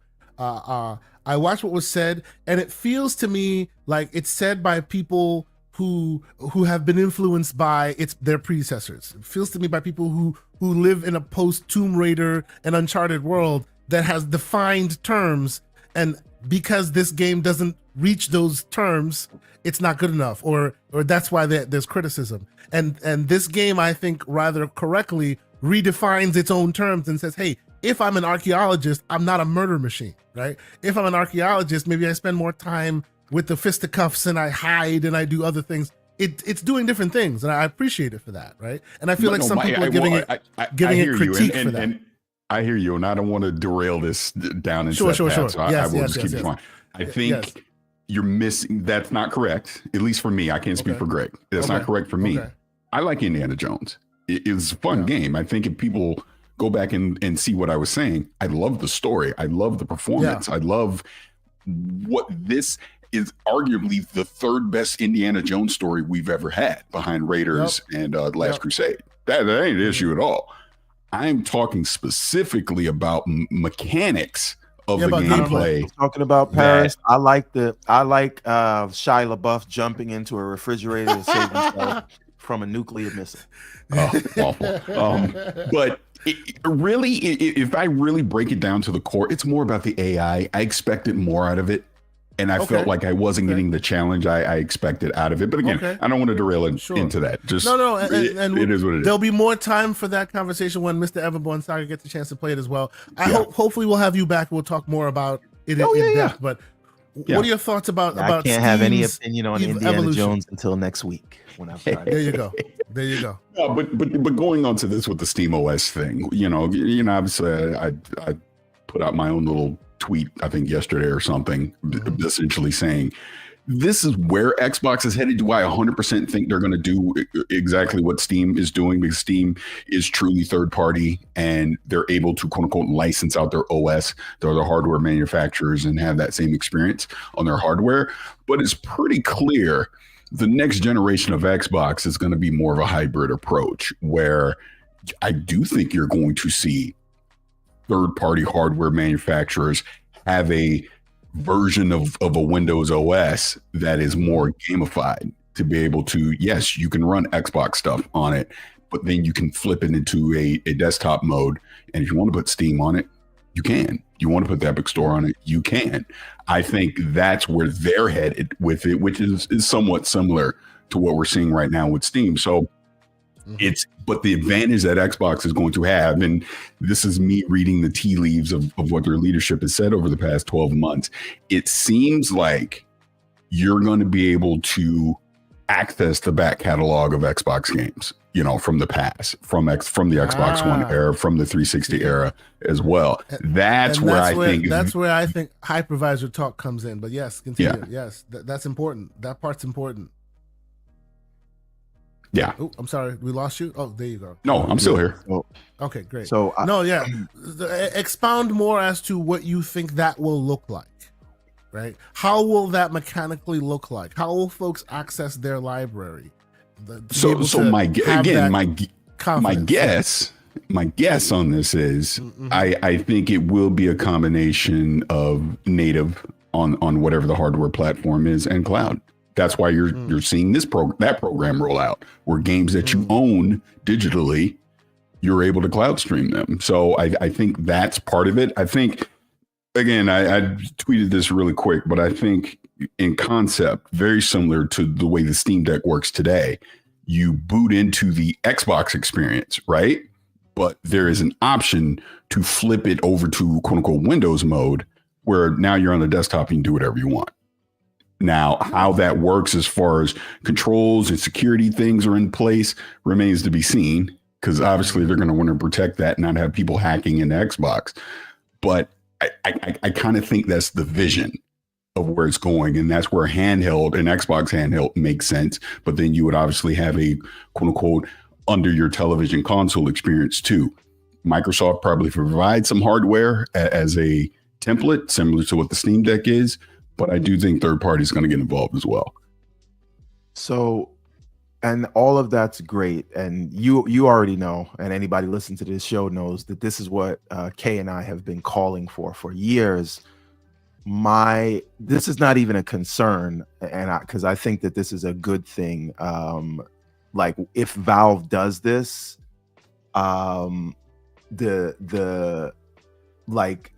if Valve does this and they have their ducks in a row and Microsoft or Xbox takes too long to get their ducks in a row, I just don't want it to be a situation where they just come off as an also ran and their experience is not as good in terms of connecting all the dots together, right? And I think that Xbox and Microsoft should be paying attention to this, and I'm not saying they're not taking it seriously, obviously they are, but they should really keep their eye on this to know we got to be at least this good and this cohesive. And I agree, but I think that's also why you saw Phil say it the way that he did. I think it was Bloomberg or whatever, a week or so ago, where it's like it's years away. Because I think, sure, there's proof of concept. There's probably tests and things that they're doing even right now. But to your point, if you're going to do this, you got to make sure you do it right. Yeah, you can't half-ass it, right? Yeah. And again, I know because we talk about this stuff, we nerd out about this stuff, and because we are so ear to the streets, it seems to us like they're moving at a snail's pace when we see the updates to the game bar and we see the things like Indiana Jones being able to save on Steam and things like that.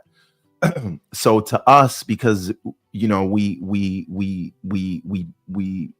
nerd out about this stuff, it feels like they're moving super slow. But I think as long as they've got something that is available for people by the time SteamOS if it becomes a thing, they'll be okay. But the other thing is, you brought up a good point about playing your old games. Now, because I've been using the ROG Ally X and the Steam Deck or another thing, I have to start to ask myself now, right? What is it that Xbox can do that says that their handheld is going to be better than what I can get elsewhere, right? Because and that's what I think it is. Yeah, and I think that's the thing. Legacy. Right. Legacy right. games. So yeah. if it can play my console library of games, that would set it apart from everybody else, and that would make it compelling for me. But if you're in that handheld space already, now maybe you don't have a handheld and you just like Xbox, so they make a handheld and you buy it. Sure, that'll be the Mr. Boomsticks of the world, right? But for those of us that are already playing in that world, to me, that legacy to be able to play my console games natively on this handheld is really the only thing that is going to move me to say I should get the Xbox handheld instead of whatever other one, because the other one is still going to play my Xbox games, right? Exactly. So this has to finish. I'm sorry. Yeah, no. I'm agreeing with you. Like the console legacy of games, that to me is what they can bring to this space that makes me say I should also or just get this as my main handheld. Yeah, the way I've thought of this, I think you and I are aligned in that. And to add on to it, I think of it today, right?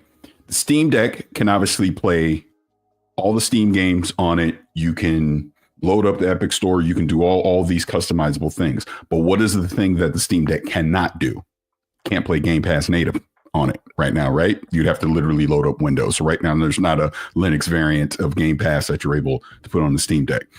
ROG Ally and like the Lenovo and the MSI Claw and all that, they can do everything that the Steam Deck does. Plus, you can play Game Pass on there as well, right? So when you think of it that way, what can Microsoft do to differentiate itself from all its third-party competitors / variants? You provided hardware that not only can you play all your Steam games on it, your Epic Store games on it, you can also play all your Xbox games on it. I can give you Game Pass, and I can give you back access to your legacy catalog of games as well. And that would be the thing that would make me go, well, I'm gonna get the Xbox one, because now it's a jack of all trades. It can do everything in a handheld space that the Steam Deck can't do, and the ROG Ally and the other ones can't do either. Right. Now, the other thing, though, that we should know is that whatever Microsoft and Xbox are going to do on the PC side in terms of user experience, I think all the handhelds will benefit from that. Meaning, my ROG Ally will get that easy user experience, but what I don't think my ROG Ally will allow me to do is play my Xbox console games. And if they can have a UI that is on par with what you get with the Steam OS or Steam Big Picture mode, but for Xbox, and I can sideload my Steam games or whatever, but I can play my console games. That's what I think. That's the thing that I think they have to do. I don't know how they pull it off, but that to me is the only thing that makes me buy that Xbox handheld. Right. And I agree. And I think that's the thing that they have to figure out and they have to nail, because at that point, why am I buying it? I might as well just get a Steam Deck or one of the other ones, because it's no different. So you have to be doing something that the other ones simply cannot do. And if they're giving me access to my legacy titles, and another thing, because I went to a Surface event earlier this year and they demoed, and I think some of this stuff is already out, but they're continuing to iterate on that Xbox app for the mobile / handheld experience for everything that you're saying. They gotta nail that to entice these other to make it more ease of use on these other third-party handhelds. They gotta nail it, but they also gotta hurry the F up, Paris. I'm tired of waiting on it. But now let me ask you a question though. Back to Steam, because there's been a lot of contention in the chat, and we've been talking about this in Discord and stuff. What if Valve does make a box that you can play under your TV? It's basically a Steam Deck, but under your TV, more powerful. And obviously other people will make them because they'll license the OS. But Valve makes a box. They enter the living room. Do you think this will have a significant impact on the console industry and market? Or is it too much of a hurdle for them to climb?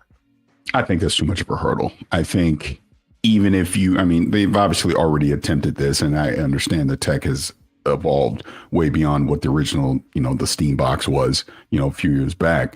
But I don't think if you had Asus had a Steam OS powered box that you could connect to your TV, that it is going to, become a true competitor to anything that PlayStation or Xbox or Nintendo is doing today. I personally don't think so, because I just think the PC audience is different in that way.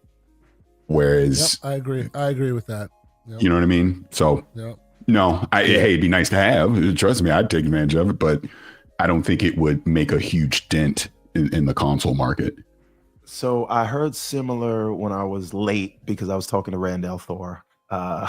He said the same thing. Mm-hmm. This is what Kay says. Rand. This is what you say. A lot of people say this, where Valve does that, and the people that buy Steam Decks are Steam customers primarily. So if Valve does that, do PC gamers even want to be in the living room? Because they could, they just don't like that, right?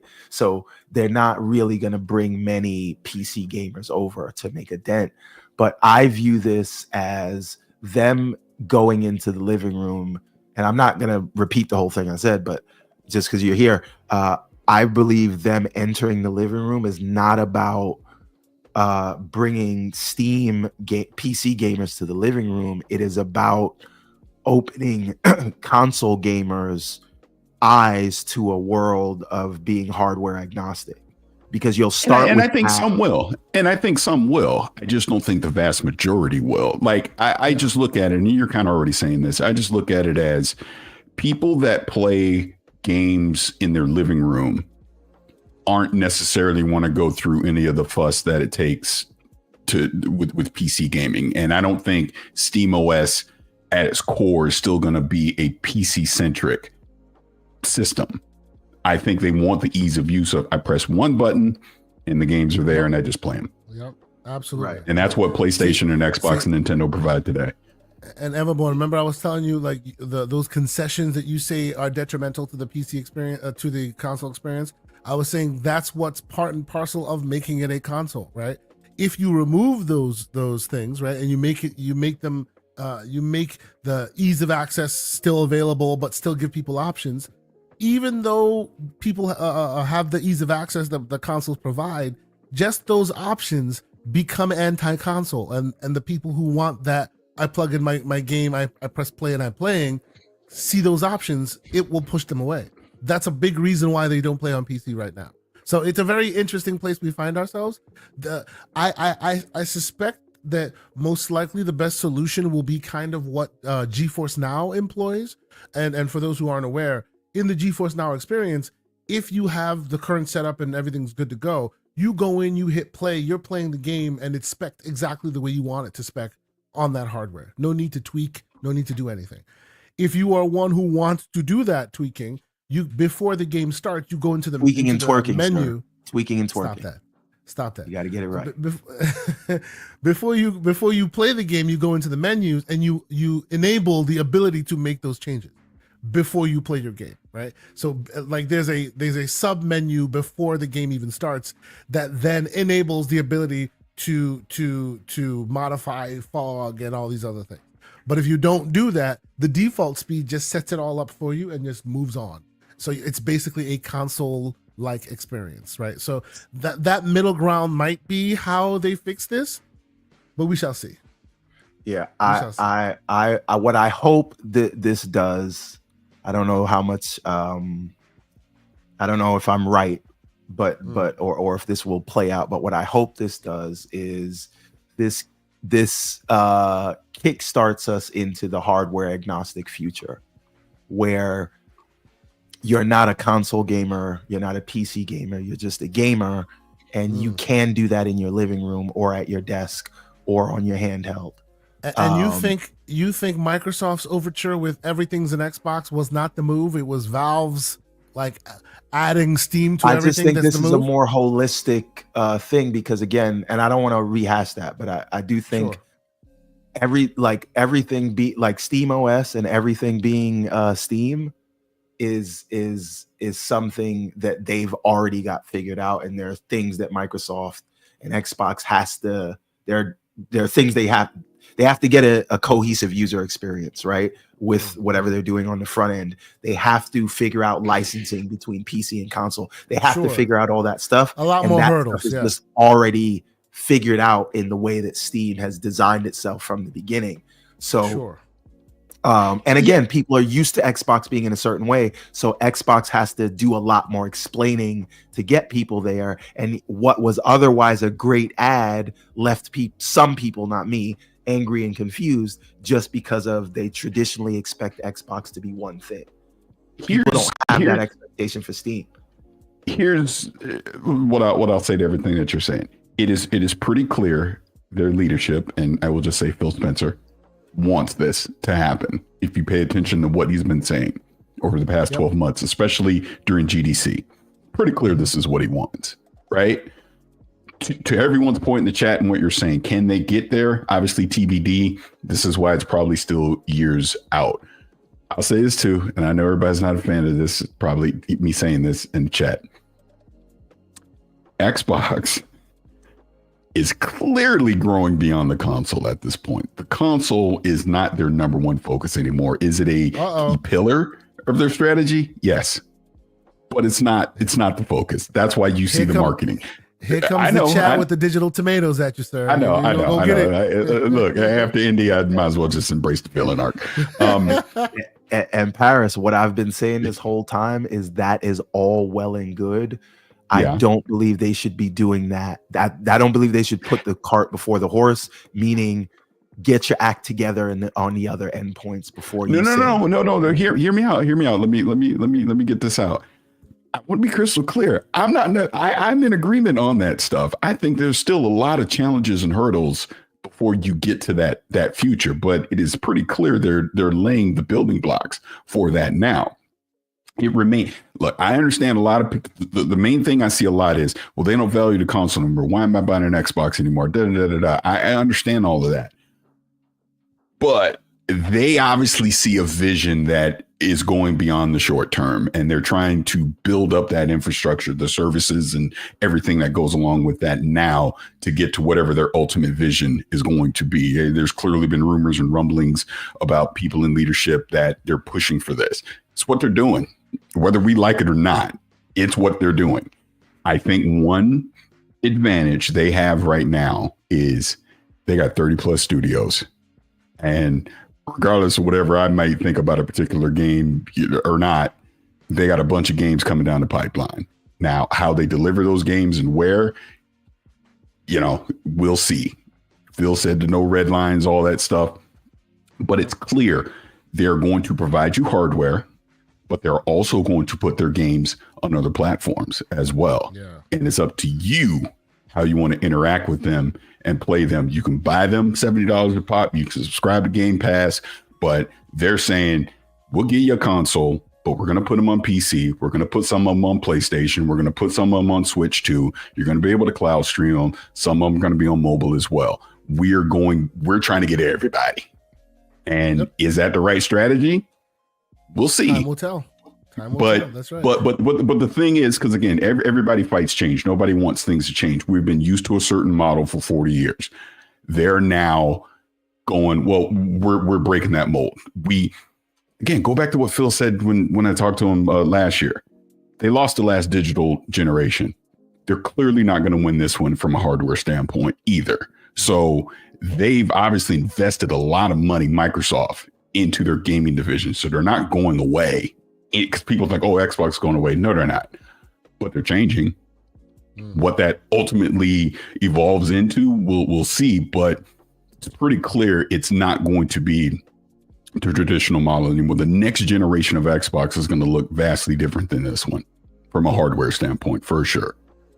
So we're going to move forward and we're going to talk about our predictions for the Game Awards, which I suspect Mr. Lilly may not want to participate in for obvious reasons. But before we out. Do that, we're listing all the categories, most of the categories. Before we do that, though, I have a story that I think Mr. Lilly would be like. I'm happy you're here because I want to see your reaction. I want to get your take on this weird story. Even Everborn doesn't know I'm bringing this up. I told him I'd drop a surprise story in the mix today, and that's this one coming up. But before that, let me catch up. No. It's very gaming centric. It's interesting. I just want to hear what you guys think. Before that, there's a few super chats that I just want to catch up on before we get too far ahead of ourselves. But Pixelbit G, $2 super chat. He asked the question: can Steam Deck currently play GeForce Now? I think it can via browser. Yeah, and there are shortcuts. I mean, there's things you can download that will just make that's it right. one button. Yeah, there's shortcuts that people have built that you press the button and it just kind of gets you in, just like you can do with Game Pass via cloud, right? You can still do that via GeForce Now as well. So it's way less cumbersome than how you get Game Pass on there. But yes. And then we got Soup with a $10 super chat. They say, I'm trying to use xCloud specifically on Samsung TV. Which OS is Samsung TV? Because the only option I see are LG, Apple, Google, and Microsoft. How do I use it on Samsung TV? To answer that question, it is Android. They have an Android backend.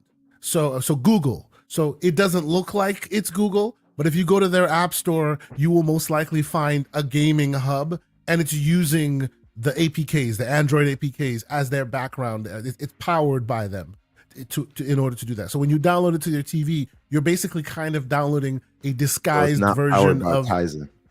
No, it's not powered by Tizen. Tizen is that Tizen OS.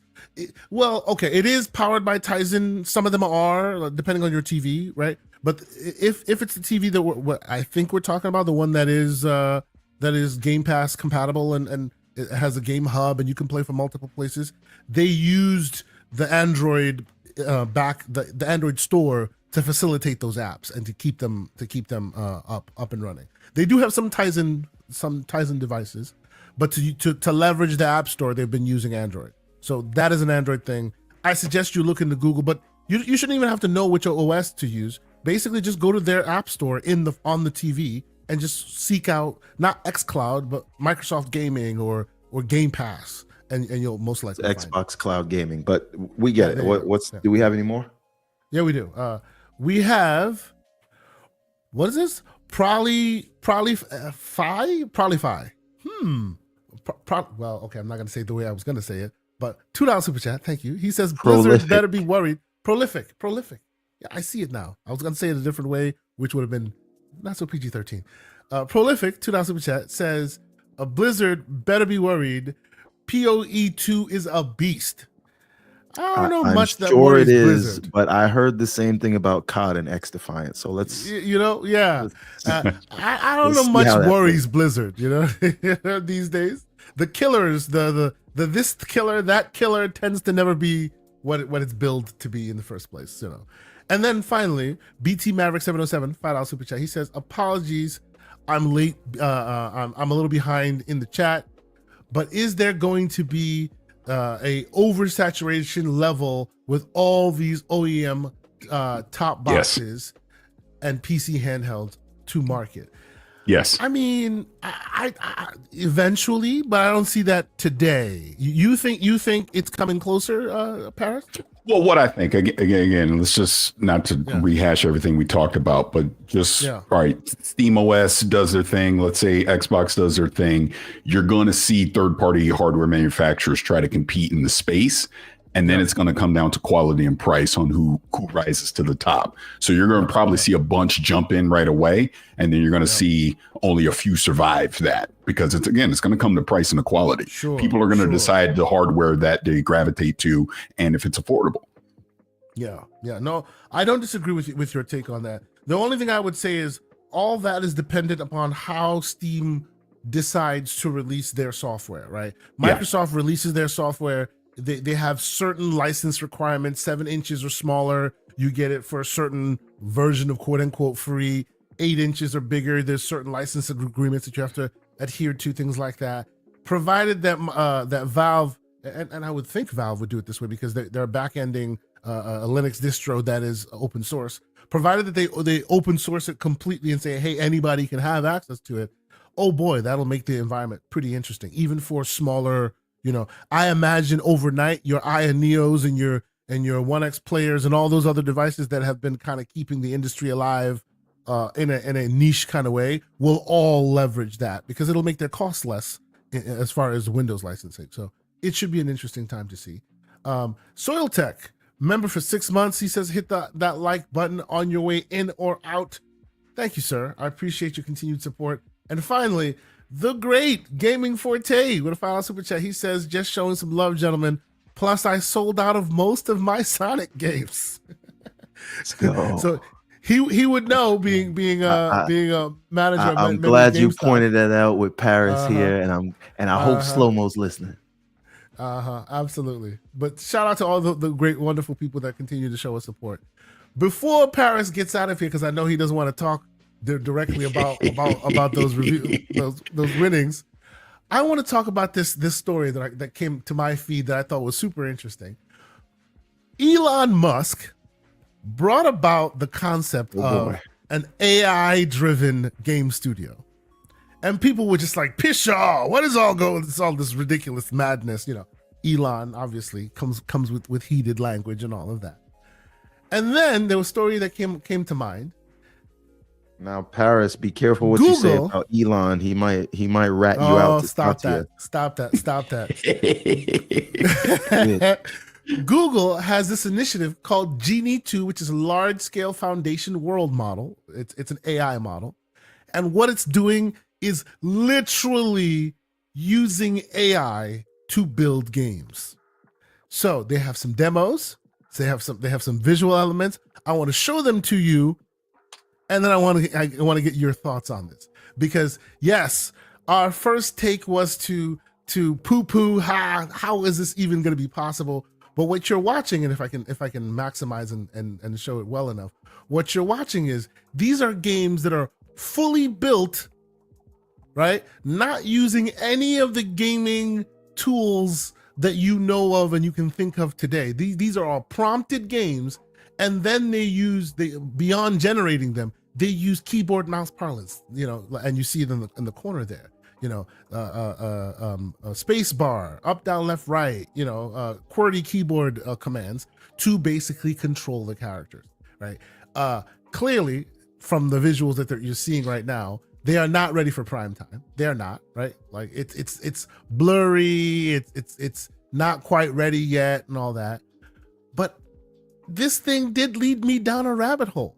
I can see a world where, this thing gets good enough for consumption and our gaming needs and our gaming development processes change wildly. Mr. Lilly, sir, what do you think of this? I don't know if this is the first time you're coming across this. Has this come across your radar before? It has. How far advancements of AI generating games? What do you think? I'll even add to this. When I was at Summer Game Fest, I went behind closed doors with Xbox, and they were showing me some of their initiatives on this as well. Like you said, this is extremely early days. You can see the future promise of this. I'm talking a decade out.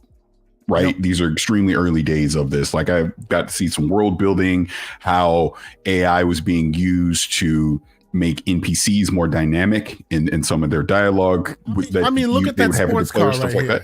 Yeah. Look at that. Like that is very close. We're not there yet, but very insanely close. You know? Yeah, we're close. But here's what I'll caveat this by saying. This is all well and good, but real people are going to be impacted by this. And of course, even when I was talking with Xbox about this, that was the first thing I was bringing up. I was bringing up the impact that you're going to have on development teams and just the security impacts. There's a lot of variables still in this. So look, Elon can talk about this all he wants. We know Elon likes to project and promise things that are a long ways away. So sure, he can talk about it now, but we'll be in the 2030s. We are in the presence of a Cybertruck owner, so some people are taking his words more critically likely than others. I'm just saying. On the panel right now is an Elon customer. Yes, everybody in here is driving Teslas. Don't look at me just because I happen to get one of the newer ones. I'll say this: version 13 of FSD is pretty darn good. Like scary good. I haven't gotten an update yet. Unfortunately, I've been waiting. Scary good. This morning I got the Apple Watch update. Yeah, but you can't use it yet. I got it too. Yeah, you have to get the holiday update on the car. You might have it. I actually got both of them. I got the phone update, and then this morning I got the actual Apple Watch update on the car. So I actually haven't tried it yet, but I got the update on the car. Yes, I haven't gotten that yet. Yeah, you gotta be looking right now. But they roll it out like different VINs at different times. So here's the thing. This is I take a different stance on AI because I do like the idea of tools that will help smaller teams create bigger projects, because I feel like as we move on to these sort of black hole games that we were talking about, that is all those major IPs are going to be sort of owned by a small group of very large companies. And those don't happen to be the kind of games I like to play. I'm more of a single player. I'm not even super high on narrative stuff. Yeah. I'm not like I'm gameplay, whatever, right? But like beginning, middle, and end. But what I'm saying is, I think as the industry moves towards those black hole games from the traditional publishers, those that make it, shout out to the Guimau family. I think that it will be indie developers in the future that are making the kind of games that I still like to play.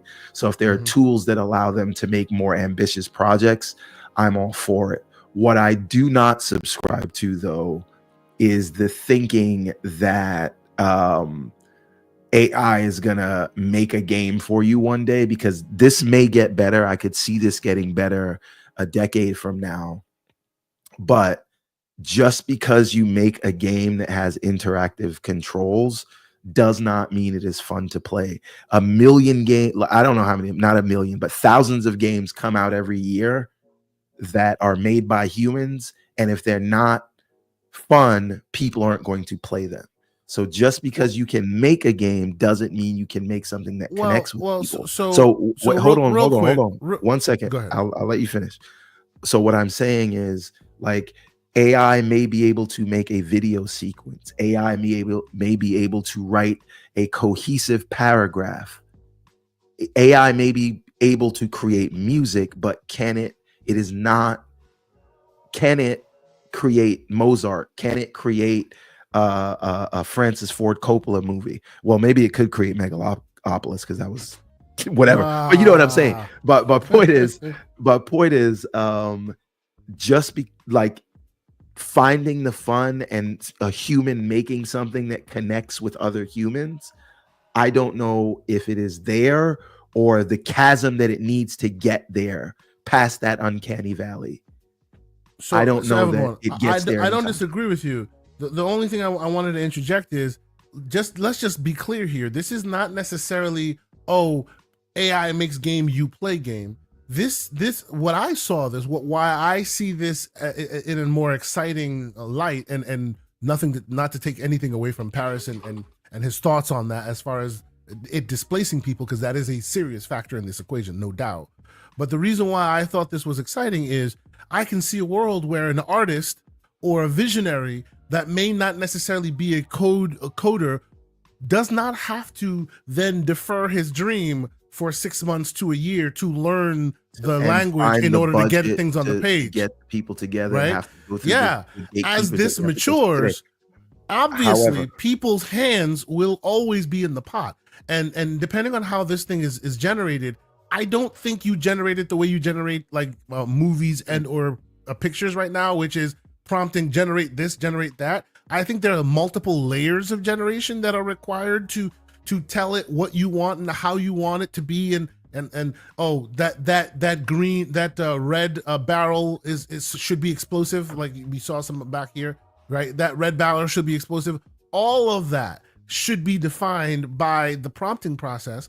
But I suspect that once this thing is closer to ready for prime time, an artist with a dream can prompt their way into closer, seeing their vision get closer to fruition than ever before, right? And so indies, to your description, those indies will use these tools to help facilitate those visions to get them closer to fruition far more than they can today. That's what's exciting to me about it. Not necessarily the robot themselves just generating a game that it thinks you will like. There will always be a human factor in the equation, I suspect. Right. So we're in agreement on that point. But if we do get to the place, which I think is ultimately good, that sort of democratizes sort of creativity, because you don't need a whole team to do these things. You need someone with creative vision that can generate something, that can create something, and the technology is taking away from it, right? So if I'm a creative and I have an idea and I know what this thing should feel like and it should look like, and the AI can make that through my human prompts, I think there's a net positive there. However, like we've seen with anything that gets democratized, it's a double-edged sword, because if anyone can make a game, then anyone can make a game. And then everyone tries to. It is hard enough to get eyeballs on your game today as a creator. But if we're making 10,000 games a year now, with this stuff, maybe you have 10 million games a year. Yep. And how do you stand out from the crowd in that way? Yep. Right? Yep. No, these are valid facts of the matter, right? And that's actually why I thought this would be a very interesting conversation to bring up.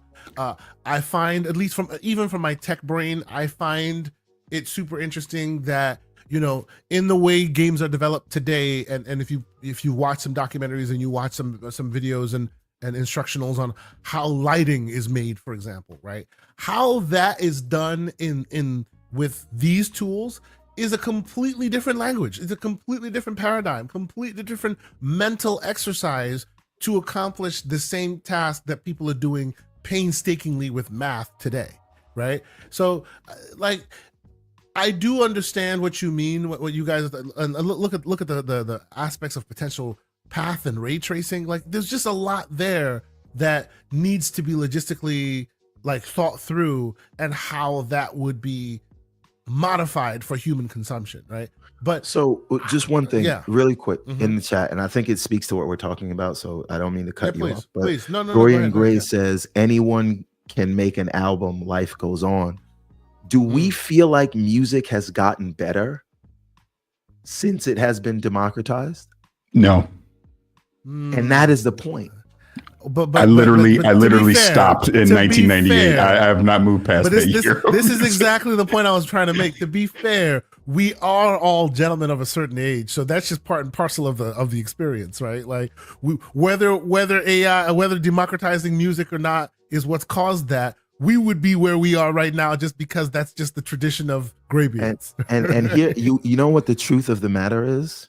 The music that we've grown up on and we've loved, there are new artists that are creating amazing music right now. Yes. Right. So and even at the same clip that we are used to when we were younger, The problem is because there's so much garbage, you don't see it. You can't find it. Yeah, you can't. Right? You miss the forest for the trees. Yep, absolutely. Needs to be curated. Absolutely. Yeah. Yep. So yep. I don't. But to that point of exactly what you're saying, because look, this is inevitable. This will happen, probably 2030s. Yep. And to the music analogy you just used, that's going to be the thing with gaming. You're going to have more of a curated experience to find the quality content for that very reason. Because AI is going to make it easier to create games. So you're going to see way more stuff, and not all of it's going to be that great. Right. This is why Apple Arcade was created, because anyone can make a mobile game. And so they created Apple Arcade to say, well, here's the quality stuff. Obviously, there's deals and stuff with it, but they were concerned with the App Store becoming like a cesspool. So they wanted to have curated lists and things like that. But the benefit of this tool is still undeniable, though. Look at this, like what we're looking at on the screen right now. This is what their concept of rapid prototyping, right? Someone creates a prototype image, they feed it in, and it facilitates the movement and builds the world based on the prototype. And yes, again, if you're looking at it, the prototype is far more defined, far more detailed, far more fleshed out than what the AI generates. But it's close enough to where you're just like, we're there. Like it's very close, right? All the additional ramifications, yes, absolutely.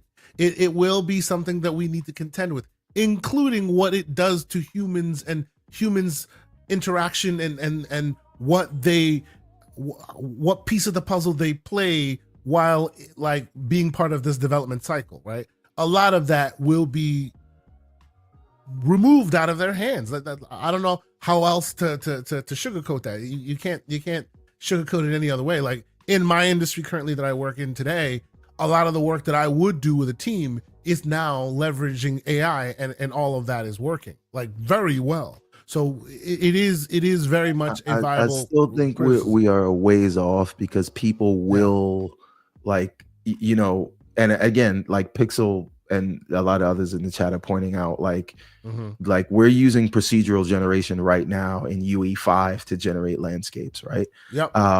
And a game that has like weird animations versus one that is using full mocap, those are going to be two completely different beasts, and you'll be able to tell that right away. So how long, again, the issue, this is not an issue, but when we make projections about what the effect AI is going to have,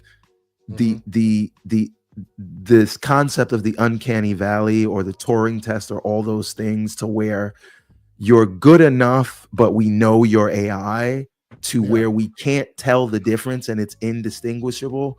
That chasm is huge. That is Grand Canyon level stuff to get to the point where it can do some of the things that you need to be indistinguishable from what people have expectations for today. While I don't know when it gets there.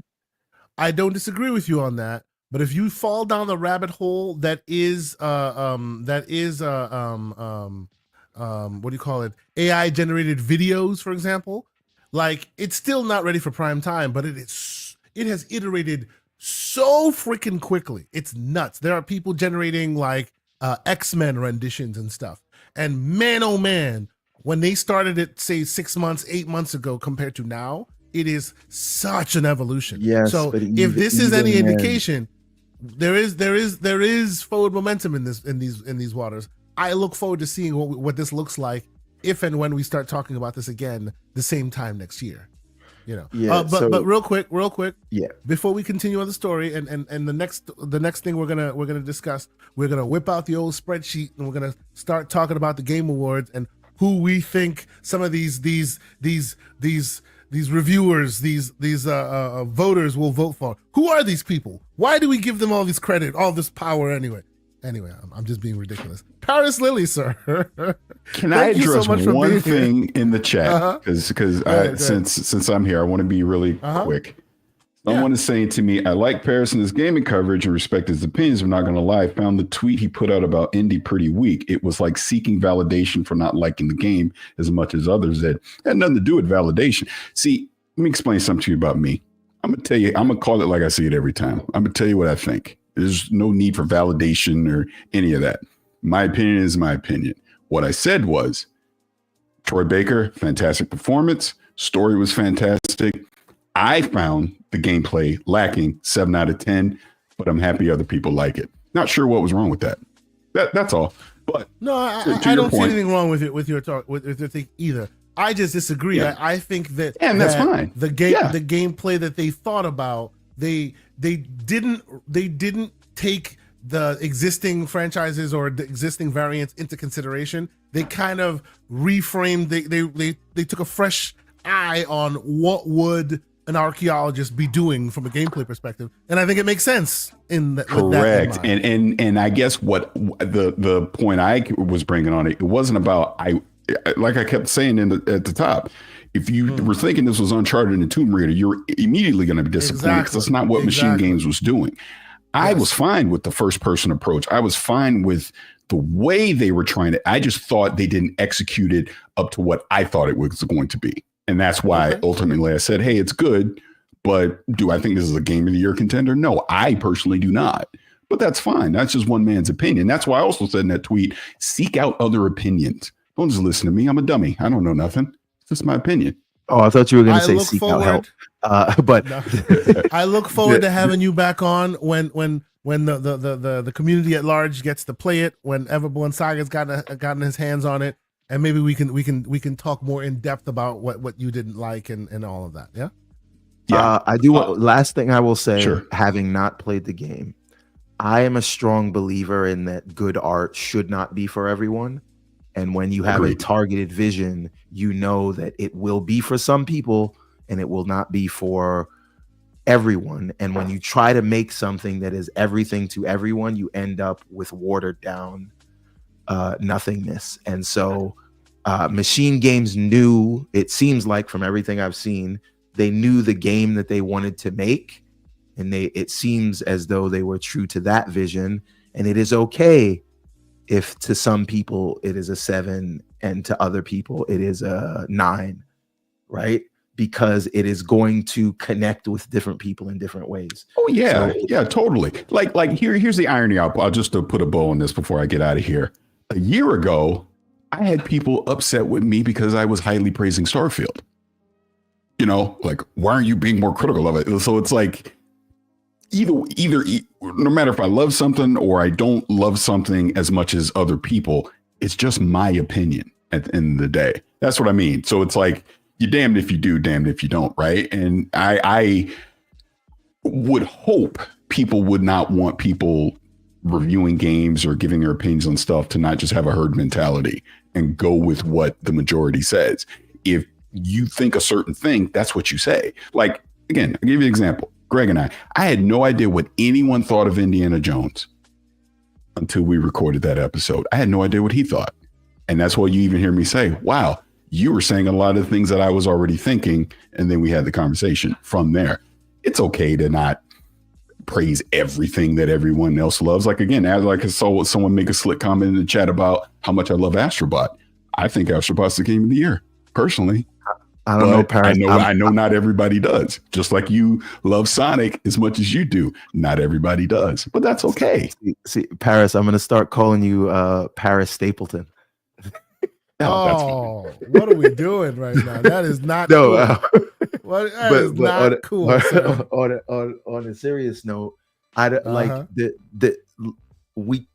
don't think we should feel any way about the indie score because it scored very well. Yeah, which is good for Machine Games in that game. Absolutely. Right. Like 86, 88, these are scores most other games would die to get. So like there shouldn't be any sort of victim complex with this score. You felt the way you felt about it, that should be fine. The game, but Kind of Funny's score did not hurt the game in any way, right? So no. You know, I think not most people, we should consider it a W that the game scored as high as it well, and most people like it. It does no one any good to, like you said, have a hive mind and you have to feel a certain way, right? Like the game did well, people like the game, critics like the game. That should be enough. Yeah, I mean, again, it's a thing of we focused. And again, if anyone actually watched it, you even hear towards the end, I'm like, wow, we were kind of being negative Nancy and was trying to be like, no, we're not saying to not play this game. I think it's a good game. Like, you'll see when you play it. Like, I think the puzzles are fantastic. I think the story is fantastic. We focus more on the moment to moment gameplay stuff that we thought could have been better and brought receipts. If you watch it, like, there was video evidence of what we were talking about. So, we weren't just pulling out a butt. My whole thing is this: it's okay to be critical of anything. Just be respectful. I thought we were respectful of the game and the people that made it, in our criticism. But hey, I'm happy that people love it as much as they do. I'm happy that people think it's a game of the year type contender. I mean, just wasn't at that level for me. Not something to not go play. Go play it, yeah. Of course. I just didn't think it wasn't something that was a 9 out of 10, 10 out of 10 type of game. Yeah. I said it before on the show, and I'll say it again, and we can close it out with this.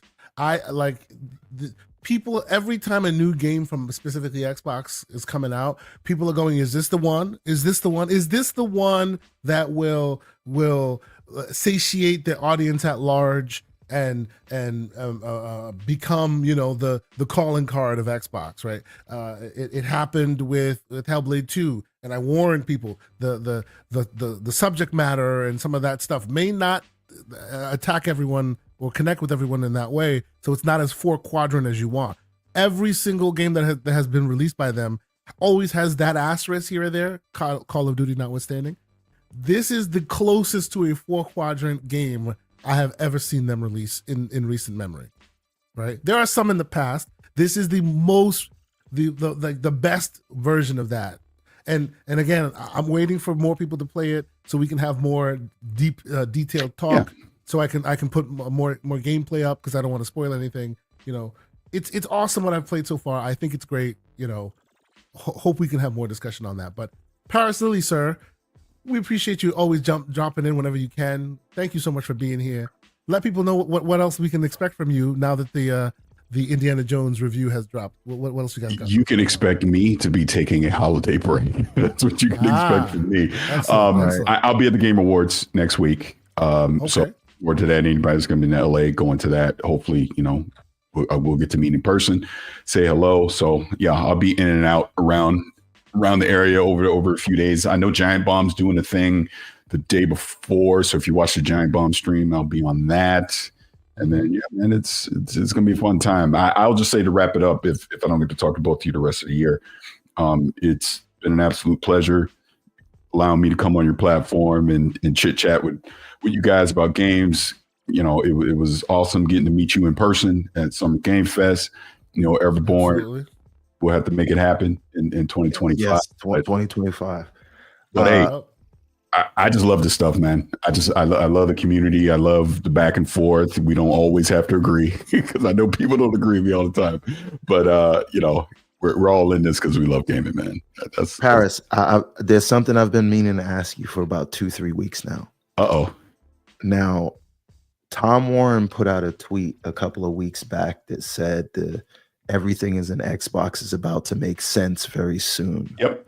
Uh-oh. And you said you think so too. I do. And my mind, that tells me you know something that you're not telling us. I don't know anything. So if this is the last time we talk to you on GCP this year, let's go. Spill that tea. Let's go. I'm not saying let me say this. Let me say this. Do you know over the summer I got in trouble about something I said on the Iron Lords podcast, Clute, clipping me, putting me out there?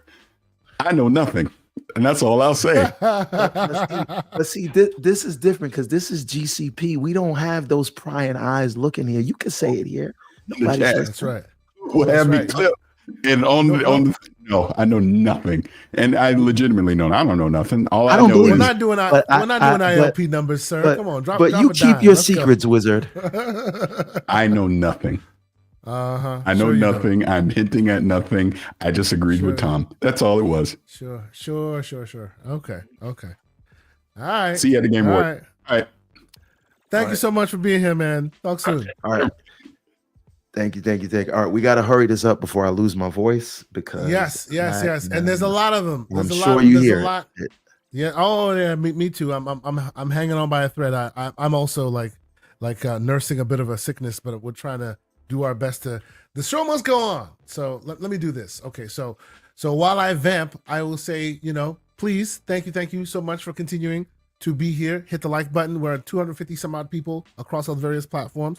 Hit the like button. Continue subscribing. If you have not been a subscriber, hit the member button if you want to support us in that way. We really, really appreciate it. What we are here to do right now, before we get out of here, is we want to discuss who we think, what games and or categories we think will be awarded at these here Game Awards. All right. Do you have the Excel sheet ready? Because we need. I have already started working on a bit of an Excel sheet, which basically is the title of the category and these contendants, the subject matter contendants, right? So whichever you choose or I choose, I'll put their names here. We'll put their names here, and then when we watch the show, we can come back and see who did what. Now, I haven't done all of it yet because it's a pretty long, substantive list. So let's at least go through some of these, and then if I need to, I can go back in and fill in some more. Okay. All right. So do you want to start at the top or start at the bottom? Yes. There's a joke at the top or the bottom. We'll start at the bottom. Exactly. We'll get to Game of the Year last. I want to. We can go in any order, but I want to do Game of the Year last. Before we start, though, Mr. Slow-Mo Backslap or anyone else from the inner circle, would you like to join for these predictions? Right now is the time. Slow-Mo says he cannot be a part of our stream today. I messaged him some time ago, but he will give us his options. So okay, put him in the chat if you can. Well, this is what we'll do. This is what I'll do to make it easier on myself and for the rest of us. What I'll do is we'll fill in what we can right now, and then I'll put this spreadsheet in the inner circle chat, and anyone can go in and fill in their takes as well where they think it will fall. And then when this all comes to a head, we can all regroup and talk about it. Let me ask you a question. Should we? Do you want to do a separate one, or do you want to also put this in the Discord so the community can the people who are not in the inner circle? You know what? Once I have all this, maybe do a separate sheet. Yeah, maybe I'll clean it up and put a separate sheet and I'll put it in our Discord. Okay, because everyone can take part. I would love it if the community could get involved as well. Okay. So we can pick a winner. Maybe we can give a gift for the community member that gets the most. Who knows? Hey, look at that. That'd be cool. Yeah. So we're gonna start from the bottom, and let's be clear: we are not going to go through all of them because some of them we don't give a crap. Yeah, about. No one cares about the best esports team. So I'll go from the bottom and I'll work my way up. And I've already started. I started from the top and started putting in the categories here, and I went in this order. So I will. What I will do is I will just start. Since I started that way, that'll be a little weird. I'll start from the bottom here, and I'll just start filling it in. And then we'll work our way back to the top. All right, we're gonna have to talk about your Excel skills, sir. And I don't even know why this is a Google sheet instead of an Excel. Bro, I was 5 minutes from the show starting, and I was like, oh yeah, I should do this. So I opened because I need one that I can share to people while I'm on the screen, right? So Google Sheets works easiest. Post up, $5 super chat. What's going on, Post? He says just popping in to say what up. Shout out to GCP. Thank you, sir. Appreciate you being here. We need to have you on here one of these days, man. It's been a minute since you've been here. Maybe you might want to lend your voice to this, and we'll have you on the results show. But okay, let's get this thing started. Like you said, Everborn Saga, best esports team. We ain't about that. Best esports athlete. I don't know about that. Best esports game. Long hair, don't care. That. best content creator of the Don't year. Care. Chances are nobody that we know are. All right, let's start with most anticipated game. we can talk all we want about how we feel there are a lot of snubs. All right, this is GTA 6. Fine. Let's cut it out. This is GTA 6, right? And you know what? I don't even think this is worth putting on the list because I think we all agree this is GTA 6. Right? I think it's a foregone conclusion.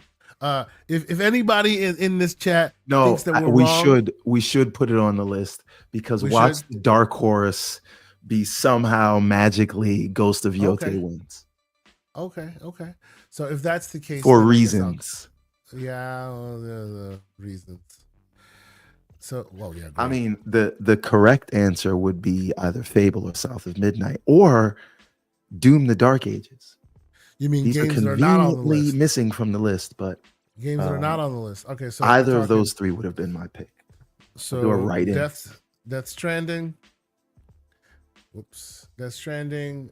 We have Ghost. We have GTA. Ghost, and I'll just give them short names. We have GTA. Tell the truth, you couldn't spell Yote. That too, I couldn't. Yes, yeah, that too. And I'm not even trying right now. We have Metroid Prime 4 and Monster Hunter Wild. So MP4. You can't just copy those from the thing. But then it'll copy the metadata as well and become really weird. Okay. Oh wow. So it looks like our streams have ended. At least on Twitter. It looks like Twitter's having some issues. And both of our streams on Twitter have ended. So if you were watching us on Twitter, we apologize. The stream, you probably can't hear us. And you won't hear this if you're watching us on Twitter, but sure. Yeah. I guess we're sorry. Yep. All right. So there it is. GTA. Most anticipated game. We say GTA. Oh, GTA. And I'll do all this. I'll clean this up before the next show. So that's K and that's Everborn. We both think GTA. Okay, so there's that. I don't disagree. I think if any others would not even step close to this, GTA is definitely the one that's going to win. All right. Best adaptation. This one's scary, bro. This one's scary. And by the way, Fallout won at the Golden Joysticks Awards. Yeah, I'm going. This is really between Arcane and Fallout, but I'm going Fallout. Yes. You're going Fallout. Are you voting with your heart or your head on this? Well, I wasn't as big of a fan of Arcane season 2 than I was of season 1. Okay. Yeah. But I just don't think I feel like a lot of people didn't even know Arcane season 2 came out, and it has kind of come was and not gone. as big. Okay. Right. Okay. Fallout took over the world.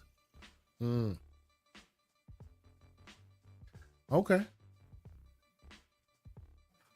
So, Like a Dragon. By the way, when you copy some text, the way to get it is to paste Control, it into Alt, a whatever. notepad.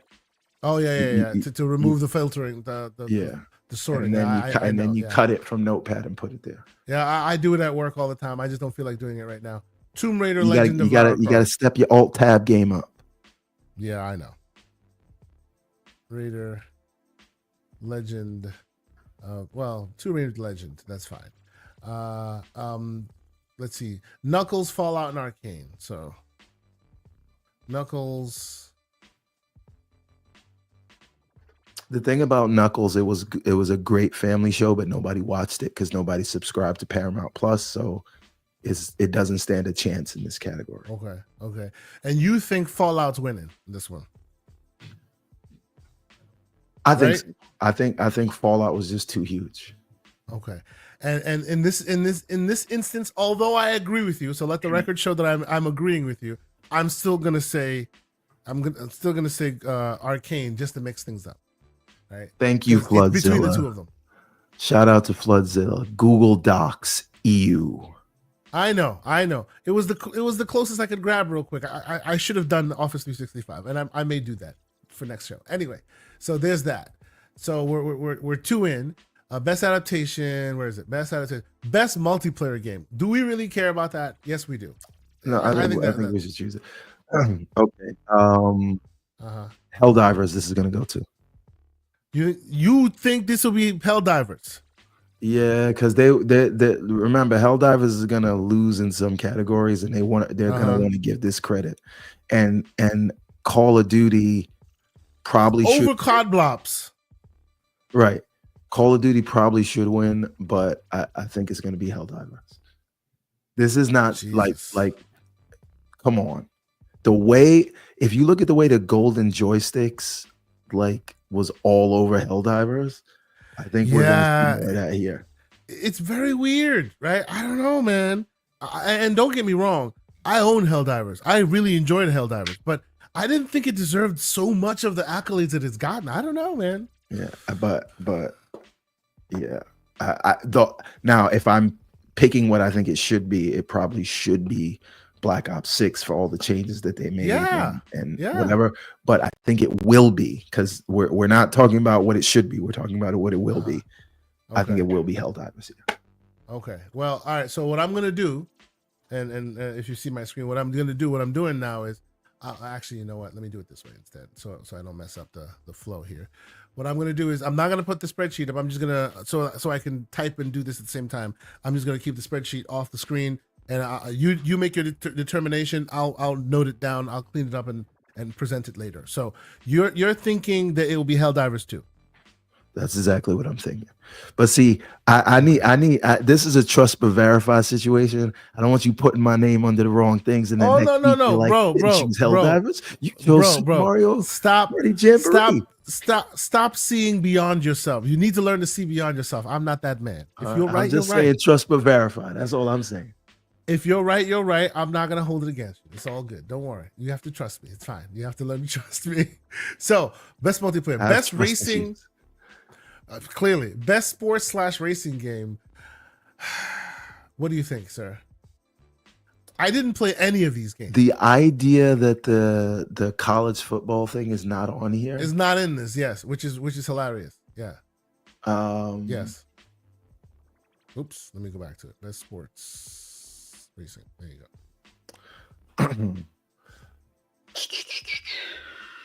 I am gonna say this will go to EA Sports FC 25. You think so? Yeah. You don't think it'll go to something like a WWE 2K24? No. Why not? When was the last time one of those won? Sure, but I'm just thinking about the sentiment of the community when it came out. Short of the NBA game, which the NFL game, which did have quite the splash. The only other one I remember hearing somewhat about was WWE 2K24.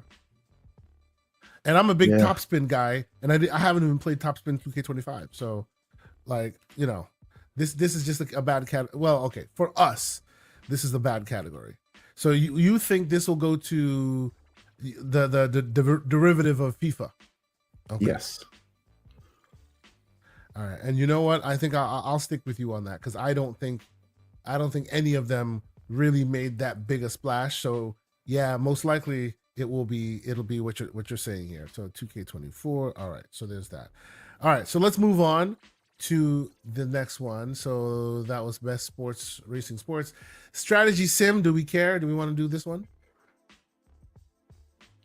No, this is a good category because you had like all of these are super interesting.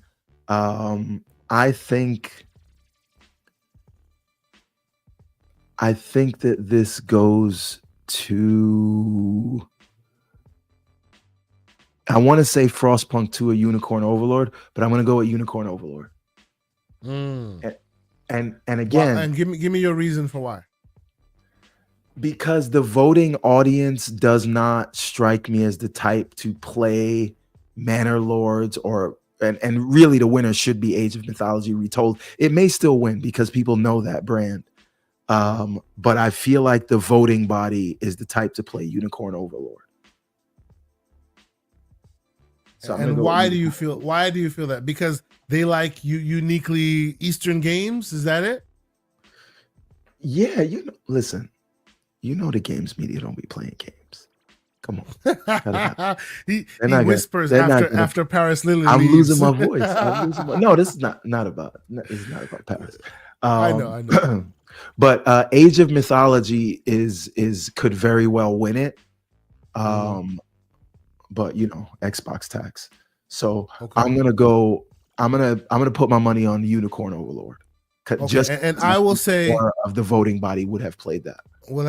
Okay. And I will say and again, this is another one where I'm just being contrarian just to mix things up. I will say Age of Mythology because right. they don't want to shout out completely shout out Microsoft/Xbox. They want to give them flowers for something. So this is where they get that, right? Because these are waters that few people play in, and Microsoft has proven themselves to be ones that love that water. So they may give them credit for that. The next one's going to be Astrobot. Just forget Best Family. You really think so? And I'm typing it wrong. So Best Family. You think it'll be Astrobot? If we think Astrobot is also Game of the Year, like potential Game of the Year stuff, you think it will win Best Family and Best Game of the Year? Yes, they're gonna give Astrobot all the awards. You think so? Okay, I don't know about that, man. Like I know Princess Peach won't get it because it didn't really do much in that world. I know that Mario Party won't get it because I don't know, man. People, please correct me if I'm wrong, but I don't think Mario Party did that much of a that numbers that usually a Mario game would. So either, and Plucky Squire, that's weird. Like I see why they would put it there, but it doesn't. Yeah. You know, that's because they know they're not gonna give it best indie game, so they put it here maybe. But I'm gonna go with Astrobot. Okay, and I agree. I disagree with Lucius. Surprise, surprise. I actually think the Echoes of Wisdom was pretty fun. I know he ran like trash. He didn't say. It ran. Yeah. There you go. I know his criticism is more about its performance, but I didn't have to deal with its performance. So from a gameplay playing perspective, I really did enjoy that game. But I do agree that it probably won't get any of the real awards. So which one do you still think it's Astrobot? So okay, so Everborn. Just because that's the one they were all gushing over. But now someone Black John brings up Black John and Black Riley. The point is Astrobot's single player. So should it win? But what is how can it win a family game? It's not really a family game like that, right? It's not multiple people can play it. Yeah, absolutely. Like it with that in mind, it would be a Mario Party game, right? If you're really talking about all of it. Again, we're talking about the Astrobot Guzzlers. So sure. It will win categories that it should not. All right. So with that in mind, I will put Mario Party as mine because it is the multiplayer game in the mix. Best fighting game. You know what? Okay. From now on, for the next couple, I want you to choose first because I feel like you're letting me choose and then playing the odds. All right. Okay. All right, but I'm gonna pick this one. This is Dragon Ball Sparking Zero. Okay, so Sparking Zero. And I'm building out the spreadsheet as we talk here. So DB Sparking Zero, and you said, let's see, Grand Blue Fantasy.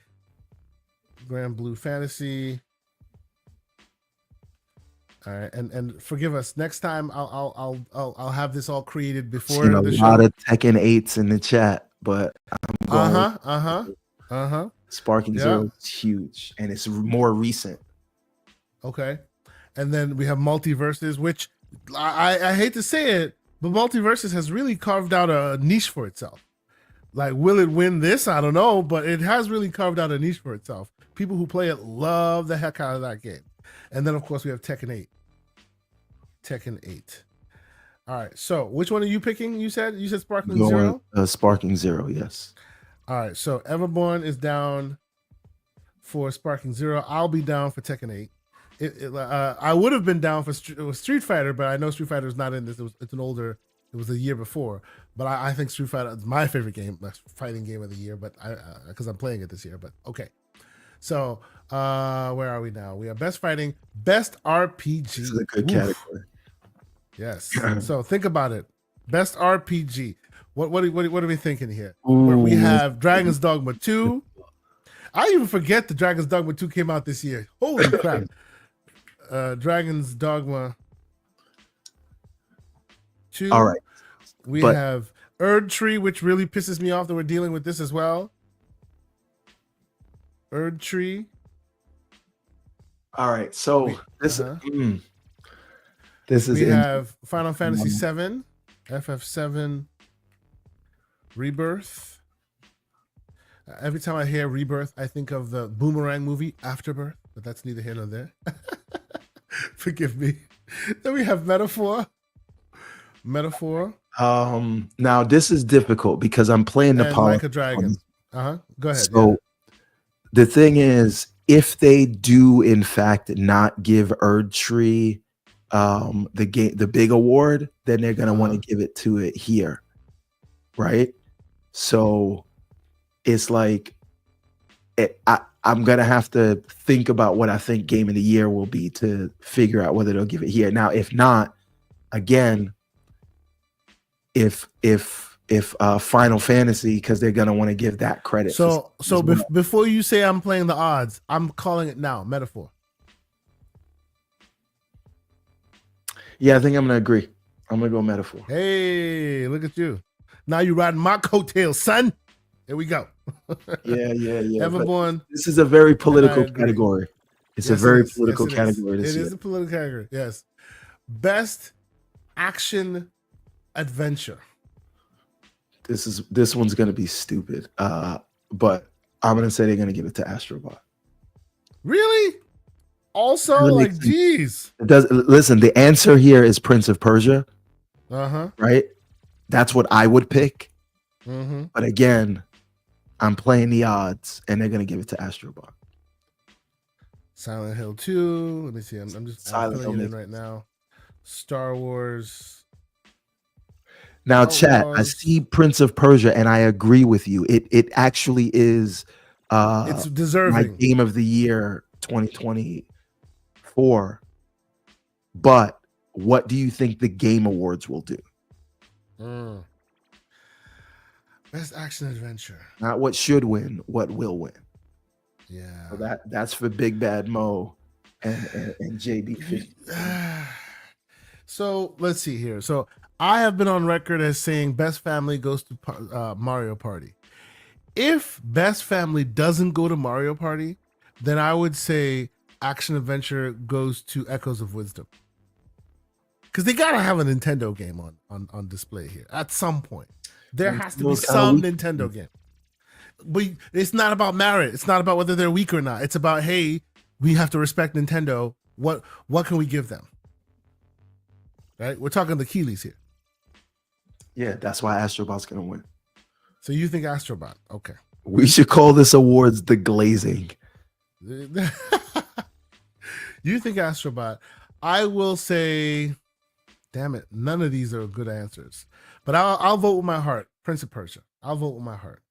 Well, I know I'll be wrong. At least one of us did. That's one I'm hoping I lose and you win. I know I'll be wrong, but I'll say that. So, best action game. This stuff always confuses me. Best action adventure and then best action game. Like, come on, what are we talking about? It's about the same thing. I'm gonna go Black Myth on this one. You think not only will they nominate Black Myth, but they'll win.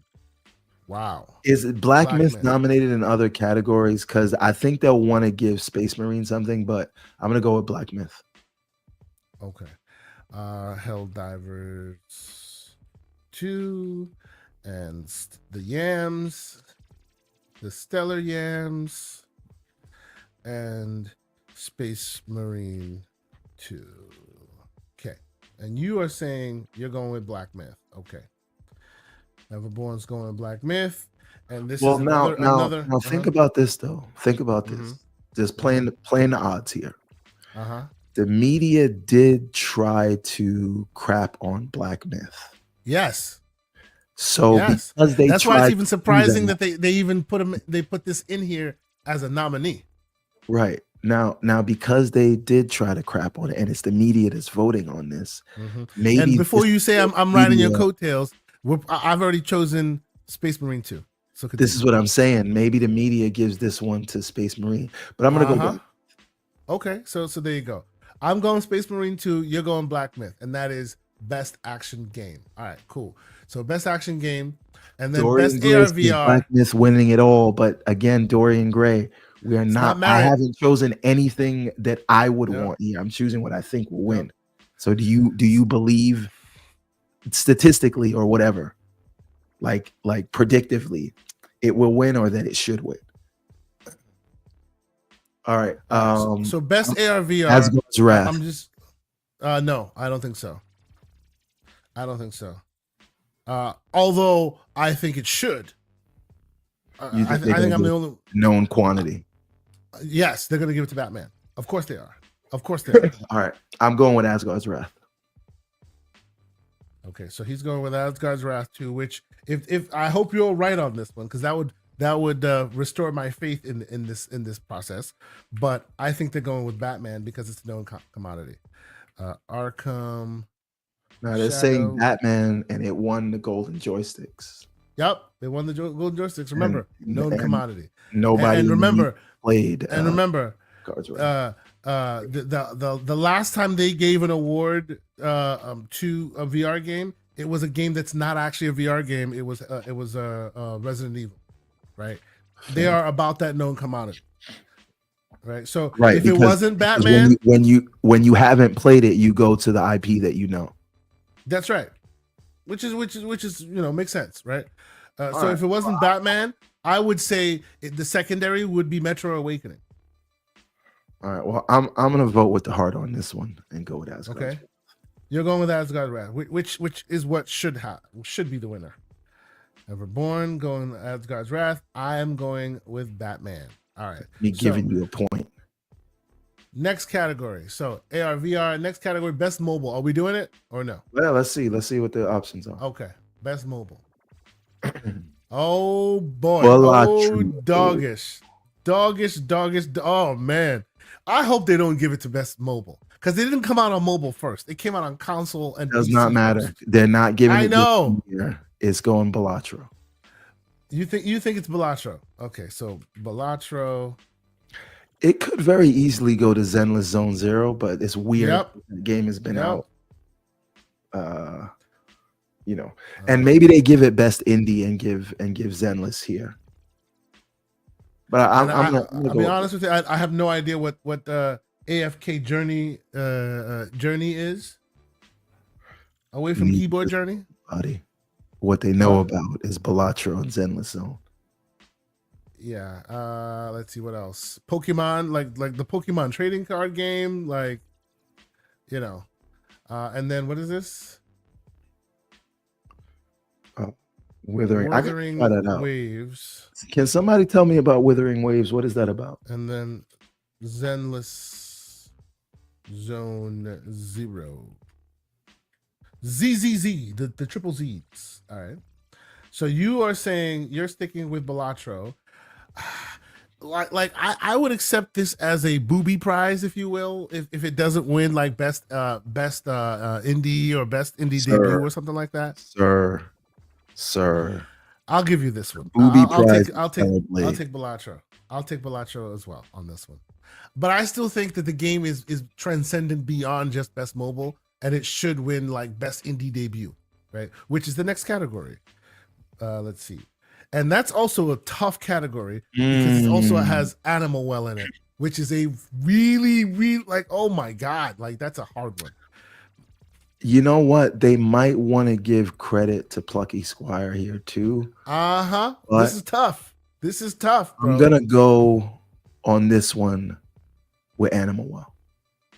Yep, I actually think so too. Everborn. We're both gonna be wrong, by the way. Yeah, I think we might both be. Or should I hedge my bets on this one? Even though I think Animal Well deserves this one, right? I think Animal Well deserves this one. Either I go Animal Well or Balatro. I think Balatro could also take this one, and it would also be deserving. This is where I think the categories are tight because if you've played any of these, you can interchange them. Depending on the day, I've only played here Animal Well and Plucky Squire, and either of those could win this from a merit perspective. So this is a good one. How about Pacific Drive, though? Pacific Drive also got a pretty good splash when it came out. I haven't played it, so I can't speak to it. But Animal Well did make noise for a little while. right? So I'm gonna go with Animal Well.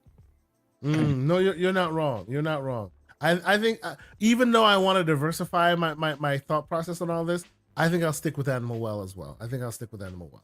All right, so that is best indie debut, best indie game period, Balatro. best indie game period, best. I keep doing that. Let me do this one more time. All right, so I have to click into the thing. Best indie. I'm going with Best Balatro. indie game. You're going with Balatro. Balatro. So, but if hold on.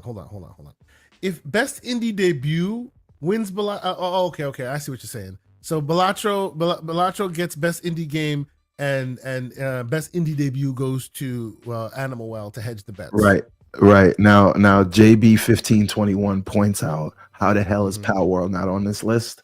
That is true. Yeah, that is true. Or did it come out? It came out this year, didn't it? Yeah, it came out this year, January. Xbox exclusive until like August, and Xbox never got credit for that, but whatever. Yeah. Then there's this. What's this one? Lorelei and the Lorelei. Lorelei and the Laser Eyes, and the Neva, and I actually checked out the information, the trailer for UFO 50. Pretty cool, man. It's like when we're talking TV shows, for example, it's like an anthology series of different games, right? Different games all brought together, and they're all speaking to other games that you remember in the genre. It's pretty cool. It's pretty cool. I really do like it. We'll see if it does the upset. So, best community support. All right. Thoughts? Helldivers. Oh my God. Why? It got crapped on by the community for many a bad mistake. Are we saying that because they have been nominated? Yeah. Are we saying because they responded to the community, they got best community support now? I don't know, man. FF14, Fortnite. You know, they might give it to Baldur's Gate too, because they're gonna want to give that an award again. But I am gonna say, yeah, I'm gonna go with Helldivers. Okay, so best community support. Everborn goes Helldivers. So Everborn is Helldivers.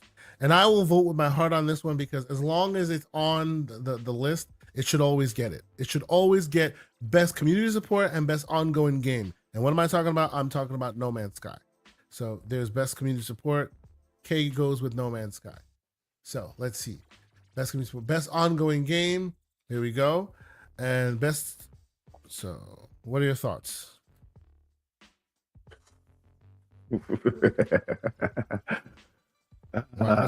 What's with the evil laugh?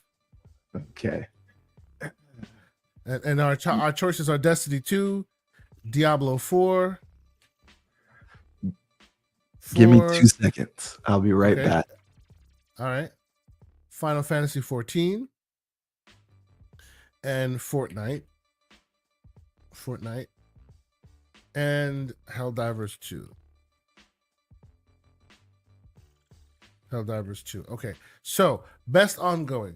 For me, and I see you, Lucius. You're absolutely right. Where the hell is Sea of Thieves? Where is Sea of Thieves? Absolutely. Where the hell is Sea of Thieves? Anyway, I would say Fortnite.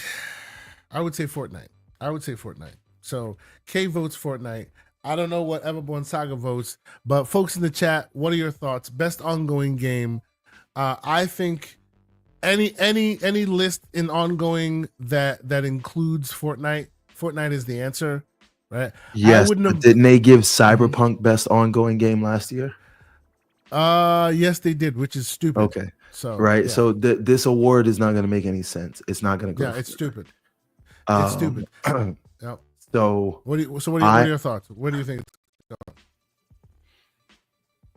These mother effers might do something dumb and give it to Destiny. They give it to Destiny 2. So you think it's Destiny 2? No. Destiny 2 or I mean Final Fantasy 14. People are liking 14 still. They are. It could go to Final Fantasy 14. They're definitely not going to give it to Diablo. No. But then again, Vessel of Hatred did come out, and a lot of people like that. But it's a Microsoft. I think game. it came out in a crowded thing and not enough people talking about it. Come on, Microsoft game. Come on, Microsoft game. Come on, calm down. Okay, wait a minute. Now, again, I don't remember the last update I heard about Helldivers, but I'm gonna give it to Helldivers again. You're giving it to Helldivers again. Okay. Everborn is doubling down on the Stony Glizzy. Here we go. Okay, let's go. So that was best ongoing. And then the next one is Games for Impact. Ooh, this is a good one. Yep. Now, what I think so the most original game of this whole thing is Indica, if you've played it. So if I was choosing this myself, I would say Indica because of how it deals Remember, it's not necessarily about the uniqueness of the gameplay. It's about pro-social meanings and messages. I know, but this, in the way they deal with mental health, I think is handled with more of a deft hand than even Hellblade 2. And so there's a reason it's there. And if I was choosing it, I would go with that. But I think Zhao is going to win this one. You think Zhao is going to win this one because they wanna like complete that image. He announced it first on Keely's stage, and unless he's receiving an award. Unless Keely's a businessman here. Yep. And then he goes with a closer the distance. But I'm gonna go with Zhao. I think the upset here is Life is Strange Double Exposure. People love that franchise. Could be, but they also did not super love the sequel in Double Exposure. So okay. I think that might be the upset. Kay is choosing Life is Strange. My personal pick is Indica, Zhao. But I'm gonna go with Zhao. Okay. Everyone choosing Zhao. Because Abu has friends. Indeed. And he also made a great game. Yes. He also made a great game. Yes. But man's connected. Well, I'm not doing innovation and accessibility because I don't think we can. You want to see it? Okay. Let me see it. Because we can't speak to whether it deserves it or not. At all. I can't speak to this at all, but yeah, me neither. That's why I don't want to even. I'm gonna guess that they're gonna give it to Dragon Age. Okay, we can. I will speak to it, but I won't put it on the spreadsheet because I feel like it's unfair for us to do it on this one specifically. It should be, somebody. This matters and people care about it. So I don't want to do that. So you think it'll be Dragon Age? Okay. Yeah. What else? So we have, let's see, there was best performance. This is a difficult one. Yes, but it is. So it should be Melina Juergens. Yes, it should. You know what? Is it gonna be Melina Juergens? Are you voting with your heart or your head? You know what?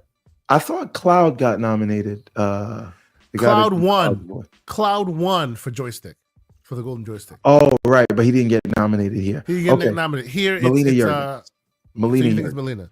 So you know what? On this one, both you and I will vote with our hearts on this one. No. That's strategic as well as voting. You think so? Yes. Because I think Final Fantasy Rebirth could easily take it. See, this is the problem. I have not played Rebirth. As a matter of fact, I don't think I've played any of these but Hellblade. Oh, wow. But I think they're gonna give and I own Silent Hill. Yeah. But I'm gonna go with Melina. She put in work there. Yeah, we're both going with because Melina. Also Hellblade isn't gonna win anything else, so they'll give her that. Best sound design, and you're talking about it not gonna win anything else. Here's where I think Senua should win. Best sound design, right? Not best score. Best sound design. I think I think Senua Hellblade 2 is apt to win Best Sound Design for obvious reasons. I'm over here about to pick Astrobot, but no, I'll go with Hellblade again here. I will as well. I think this is a no-brainer. This is if it wins anything, this is what it wins. You know what? Because you picked it, right? I'm gonna go with Astrobot. Of course. All right. If Hellblade wins anything, it's this one. It's this one. This is the one that it should win. So hey, who knows? All right. Best score and music. Okay. Here's where, and I haven't played it. Right. People say, hey, Stellar Blade could win this one. Here's where I would say Astrobot. All right. I'm going with Metaphor on this one. You're going Metaphor. Okay. Wow. Okay. This one is anyone's guess. When you start the battle and the dude starts with the humming heat, like. Yeah. Okay. I'm going Metaphor. So I think Astrobot could take this one on this one. Right. I think so. So there's that. And then let's go back out. Best art direction. Best art direction. What do we think about this one? This one's tough too. This was very tough. This is not something you should really even be comparing Astrobot to Black Myth to Erdtree to, Yeah. I don't know. So the upset here is Neva. I don't think this is somewhere where Metaphor wins because it'll be like for the UI. Yeah. I think Erdtree could upset here. I don't think Astrobot wins this one. But the nostalgia feels that you know what? I'm gonna go with Neva. You'll go with Neva. Okay. So Everborn is going with Neva on this one. It's not gonna win. Me, I don't think it's gonna win either. It's either gonna be Astrobot or it's a good heart pick. Yeah, I'm thinking Black Myth on this one. Myth. I don't think Black Myth wins much. This it might win. I don't know. I think this one it might win. Okay. I'm going with Neva. So that's best art direction. Best narrative. Okay, best narrative. This one's a tough one as well. It is tough, but they're gonna give it to Final Fantasy. You think they're gonna give it to Final Fantasy? I think they're gonna give it to Final Fantasy. Fine. Do you think it deserves to be given to Final Fantasy? Absolutely. Well, I didn't play it, but so now I have played. Who do you think deserves this one from what you've played?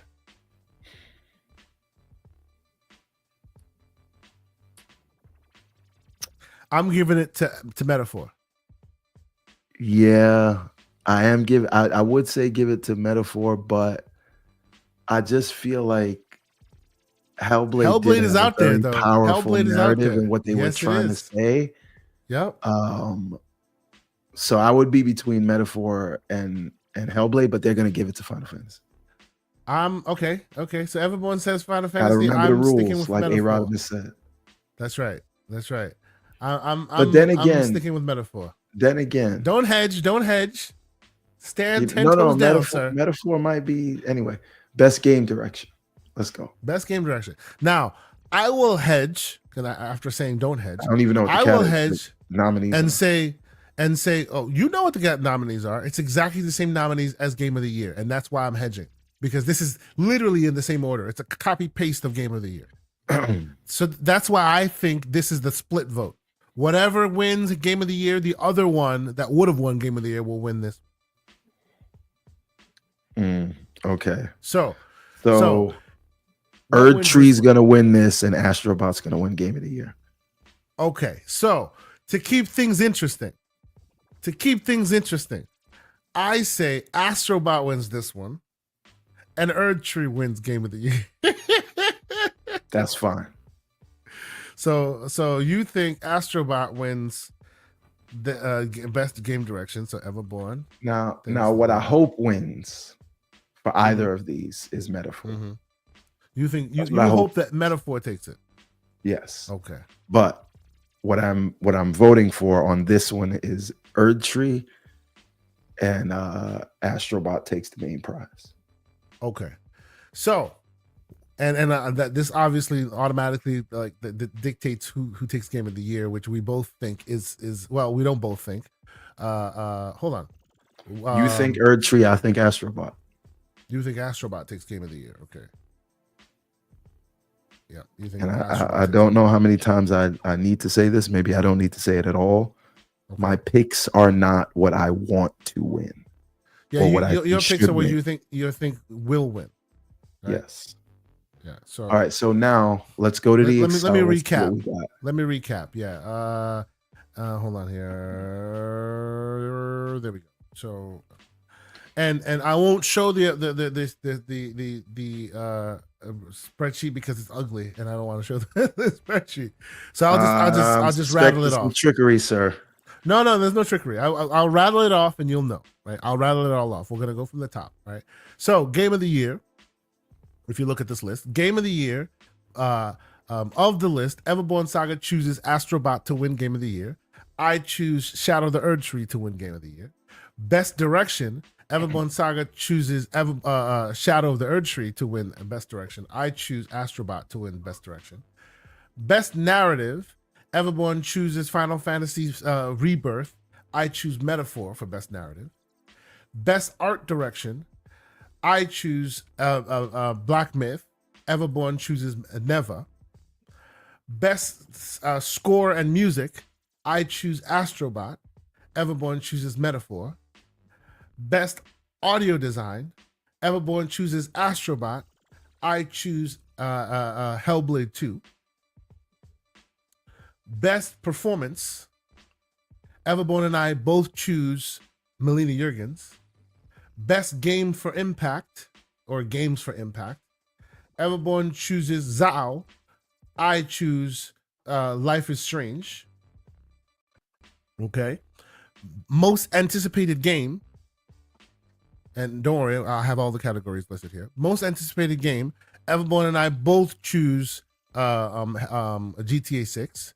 Best Adaptation, Everborn chooses Fallout. I choose Arcane.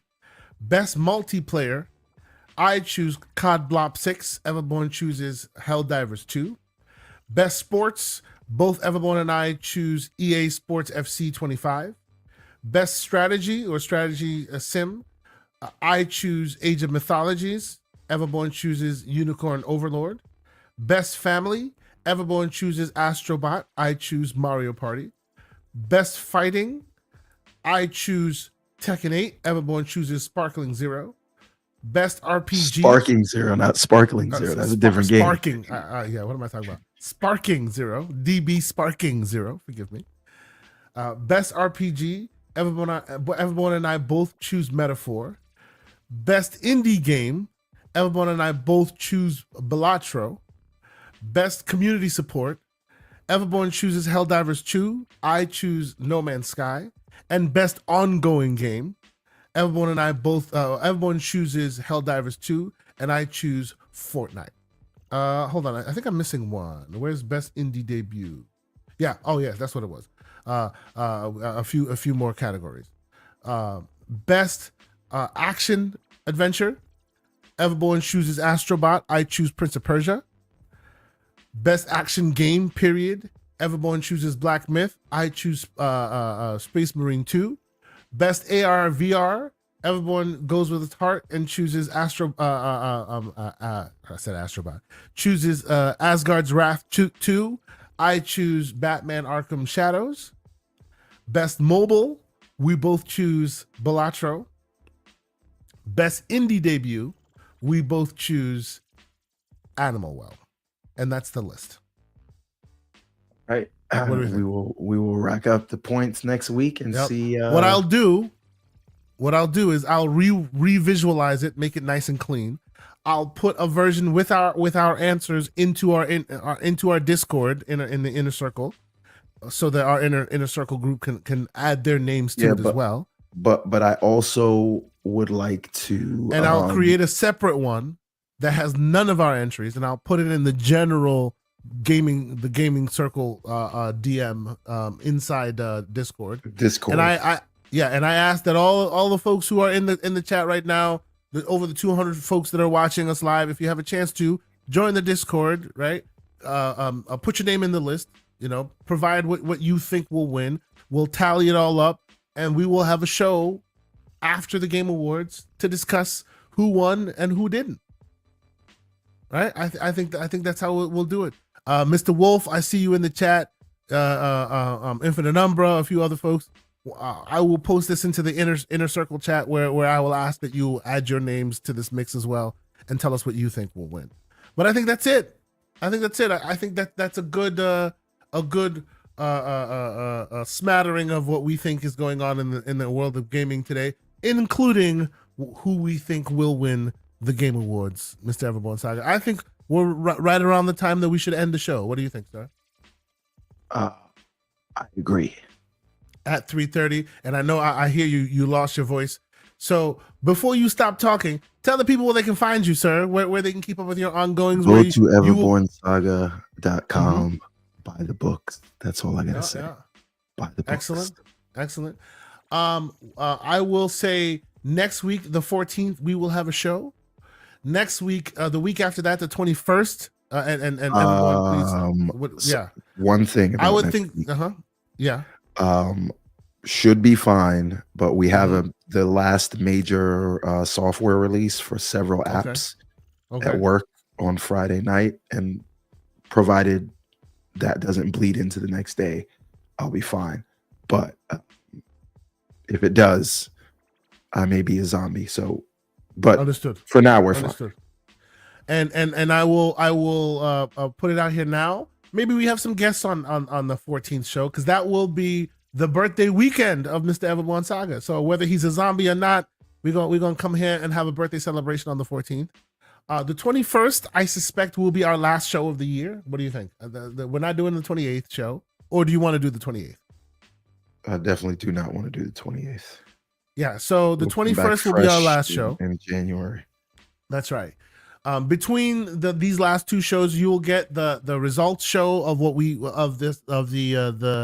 the Game Awards, right?